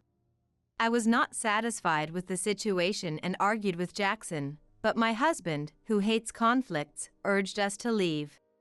Around that time, my father was diagnosed with cirrhosis of the liver, which had already significantly worsened. I wanted to spend his last moments with him, but that didn't happen. The disease rapidly consumed my father, and he passed away a month ago. My heart ached knowing that my mother must be in much more pain than I was. To have my own brother treat us this way, amidst all the fresh sorrow, it was pitiful. What would happen next was truly a shock. An hour later, when we arrived at our family home, my mom was sitting desolate on a suitcase in the garden. The front door was locked. Jackson, she said, had taken her keys. Using my set of keys, I unlocked the door and walked in with my mom.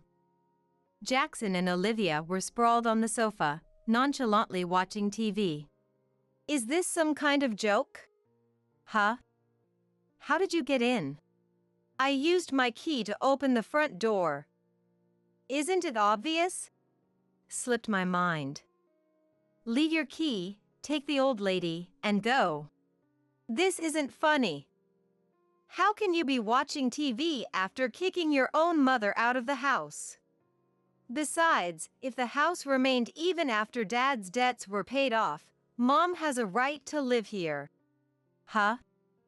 What are you talking about?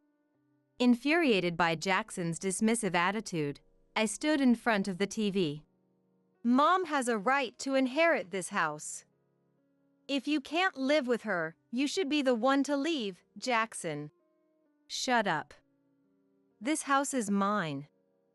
Dad gave it to me when he was alive. Don't act smart without knowing anything. What? What do you mean? There's no way Dad gave this house to Jackson before he died. Mom also looked puzzled, shaking her head. In the face of our confusion, Jackson smirked and got up from the sofa, bringing out an envelope from a room in the back. Look at this. What's this? It's proof that I inherited this house. The envelope contained documents proving the inheritance, prepared by a judicial scrivener, and a real estate ownership certificate.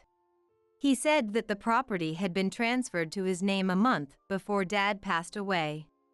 Mom and I were shocked as we looked at the documents. Why would Dad do something like this? Asking a departed person doesn't yield an answer. I sighed, looking at his picture. Why would Dad hand over the house to Jackson without discussing it with Mom? Because I'm his favorite, of course. I told him that Mom would take the house once he passed away, so he gave it to me while he was still alive. That can't be. I can't believe it. Open your eyes and face the reality. No matter how many times we checked the documents, the property was in Jackson's name. All this, just for a house? My mom muttered in disbelief. Is there no other inheritance? Nothing left for Mom? Nothing. Be glad that the debts are cleared. This can't be real. You're not just worrying about Mom. You realize there's no inheritance for you either, right? The bank card he handed over contained only a few dollars. I wasn't after Dad's inheritance, but it was a shock to learn that he had left me nothing. This is too cruel. And to add insult to injury, Olivia was laughing her heart out seeing our dejection. Now get lost. You poor people have no business here. Jackson and Olivia forcibly drove us out of the house. Ouch! That hurts. Mom had fallen and scraped her palm when they pushed us out. Blood was seeping from the wound. As I wrapped her hand in my handkerchief, tears of frustration welled up and fell. My mother, seeing me like this, gently wiped my tears, her eyes filled with sorrow as well. Mom, our place is small, but come stay with us. But I don't want to impose on Mason. I'll find somewhere else to stay, don't worry. I can't just leave you like this. I'm going to call Mason right now, just wait. Wiping my tears, I grabbed my cell phone and dialed my husband. From the other end of the line, I heard Mason's voice. Hello? Mason. I'm sorry for calling out of the blue. My mom has been kicked out of her house. As I explained the situation to my surprised husband, he hummed in understanding, though he seemed a bit hesitant. I held my breath, waiting for Mason's response. Our apartment is pretty cramped compared to Mom's house. It might not be the most comfortable. Yeah, our place is tiny. But I don't mind. Bring your mom over. We've had times where we were taken care of at home, too. In times of trouble, we should help each other out. Mason, thank you so much. My husband is a kind man with a big heart. He could never leave someone in need.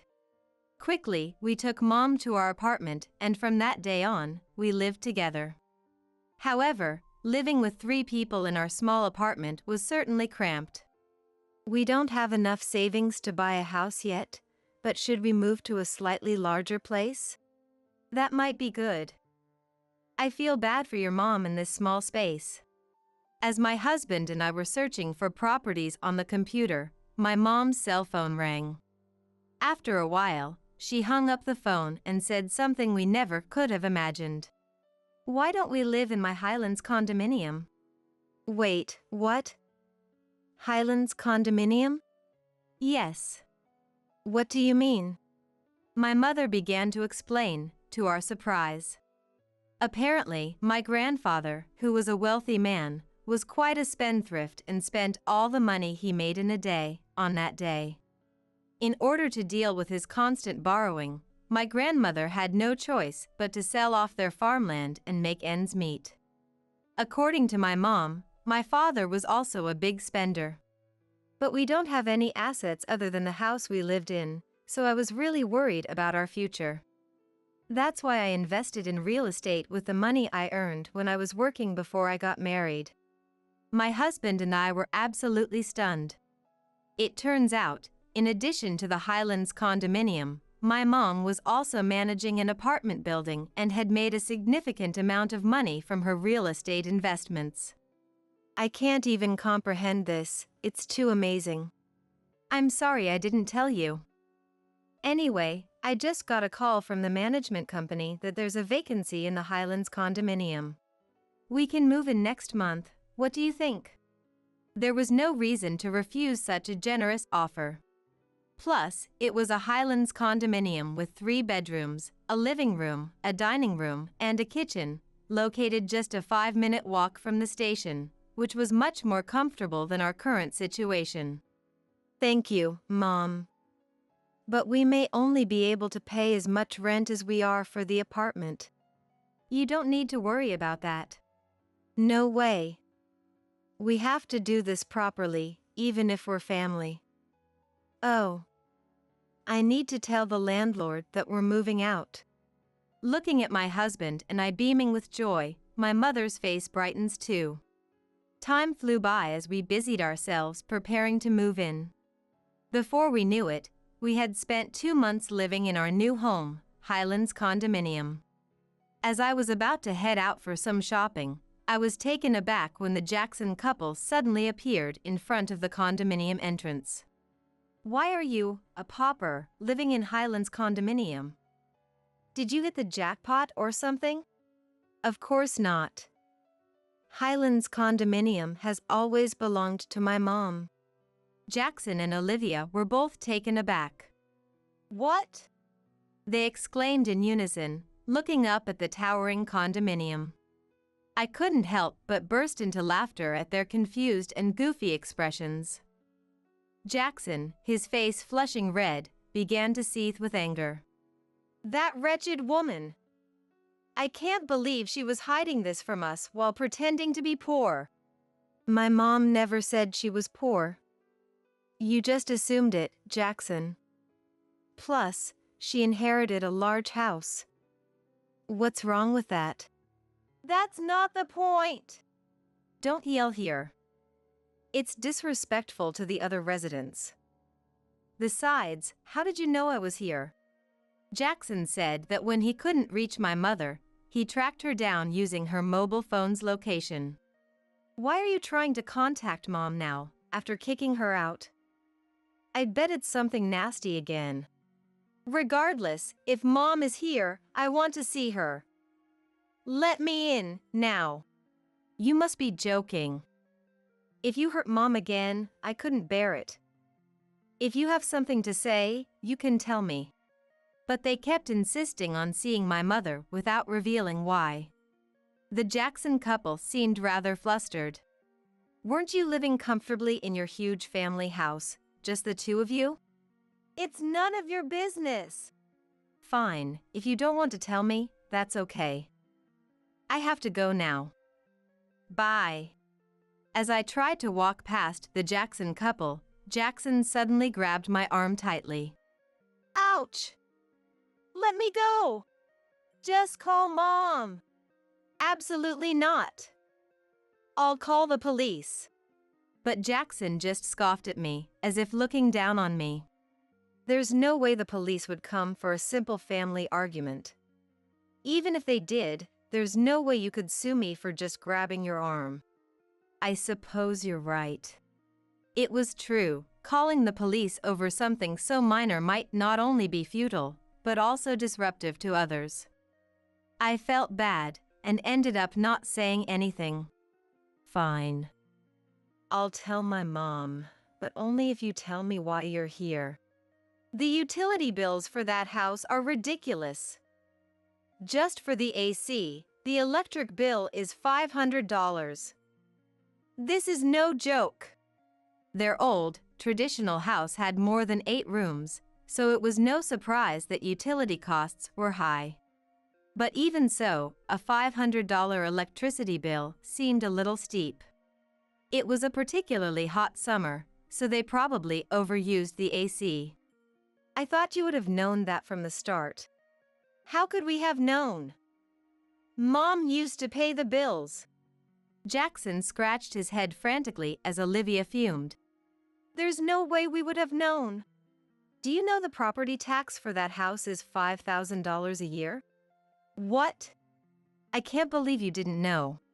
Why would an old house like that cost so much? How are we supposed to pay that? Our house is old and has a large yard, so it's only natural that it would cost a lot to maintain. I also pointed out a reality to the Jacksons that they might not have realized. And you know, apparently it costs more in taxes to give away property while you're alive than after you pass away. This is going to be tough going forward. Wait, is that true? I see you didn't know. I told them this was all true, information I had heard from my mom, and the color drained from the Jacksons' faces. Seeing the stunned Jacksons, Olivia burst out in anger, saying, "It's your fault for not doing your homework." And they started fighting right in front of me. After all the trouble we went through to get Dad to change the name on the house, this is too much. That's what you get for doing something so underhanded. But even Dad said clearly that it would be better to give it to me than to you or Mom. I can't believe it. I was shocked and fell silent, realizing that my father had disregarded my mom and me. Then, seizing the moment, Jackson made an outrageous request.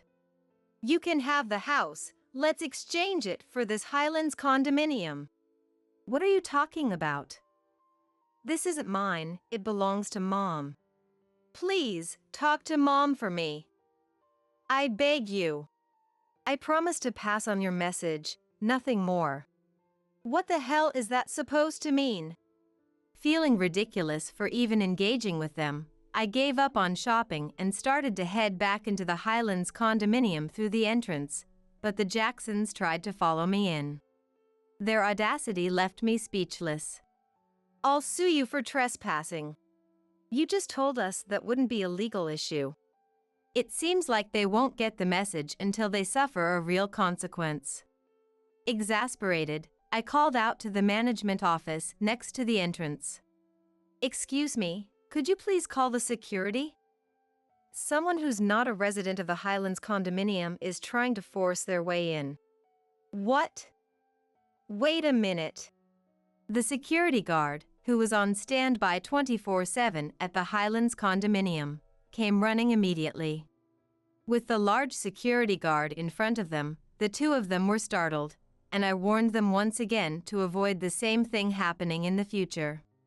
"I didn't call the police just now because you only grabbed my arm, but if you try to use force or enter the Highlands condominium again, I will really call the police, okay? We beg you, don't do that. If I even catch a glimpse of you, I'll report it. So go back to your mansion that you got from Dad, got it?" Apparently scared of the police, the Jacksons hastily retreated. I went back to my apartment and told my mother about the exchange with the Jacksons. But why did Dad let Jackson inherit the house? As I was feeling downcast, my mom smiled. "Dad must have known what he was doing when he let Jackson inherit. He didn't want to burden me or Lily. Even though Dad was indifferent about money, he cared for me a lot. Of course, he always said he loved Lily so much." Really? I was overjoyed to hear that my father felt that way about me. When my mom heard about the inheritance from Jackson, she muttered, "Are you going this far?" Because she realized that he had given a severe punishment to Jackson, who was always self-centered. "You knew how Dad felt, Mom." "Of course, dear. We've been together for 38 years. I know what he's thinking without him saying a word. Besides, Jackson never took care of Dad when he was sick. I was under the impression that the Jacksons were looking after my father. However, it turns out they hardly ever visited him, not at home and barely in the hospital. When I visited my dad, he would often tell me, "Jackson comes to see me, and you have your job to attend to, Lily. There's no need for you to go out of your way." I took his words to heart, not realizing that it was a gentle lie meant to ease my worries. I had it all wrong about Dad. I feel awful. I want to apologize. Don't fret, Lily. Your feelings are reaching Dad in heaven. The ones who should worry are the Jacksons. Who these days would buy a big, high-maintenance house like that? I bet they'll struggle to find a buyer. Hee hee. The truth in my mom's mischievously gleeful words became evident after a while. The Jacksons, unable to maintain the house on their own, had put it up for sale but couldn't find a buyer. They continue to live in it, even a year later. In the midst of all this, Olivia accidentally started a grease fire while cooking chicken tempura, and the house quickly burned down. And since they didn't have money for fire insurance, their life is going to get even tougher. While I understand their predicament, it doesn't concern me. Apparently, the Jacksons are now camping out in the burned-down remains of their house. Living in the Highlands condominium is absolutely fantastic, and I can only feel gratitude toward my mother. I've been paying my mom rent every month, but it seems she's been saving it all to ensure we won't face hardship in the future. Every day is filled with peace and happiness as I live with my incredible mother and kind husband. As I visited my father's grave, I vowed to him that I would continue to repay my mother's kindness.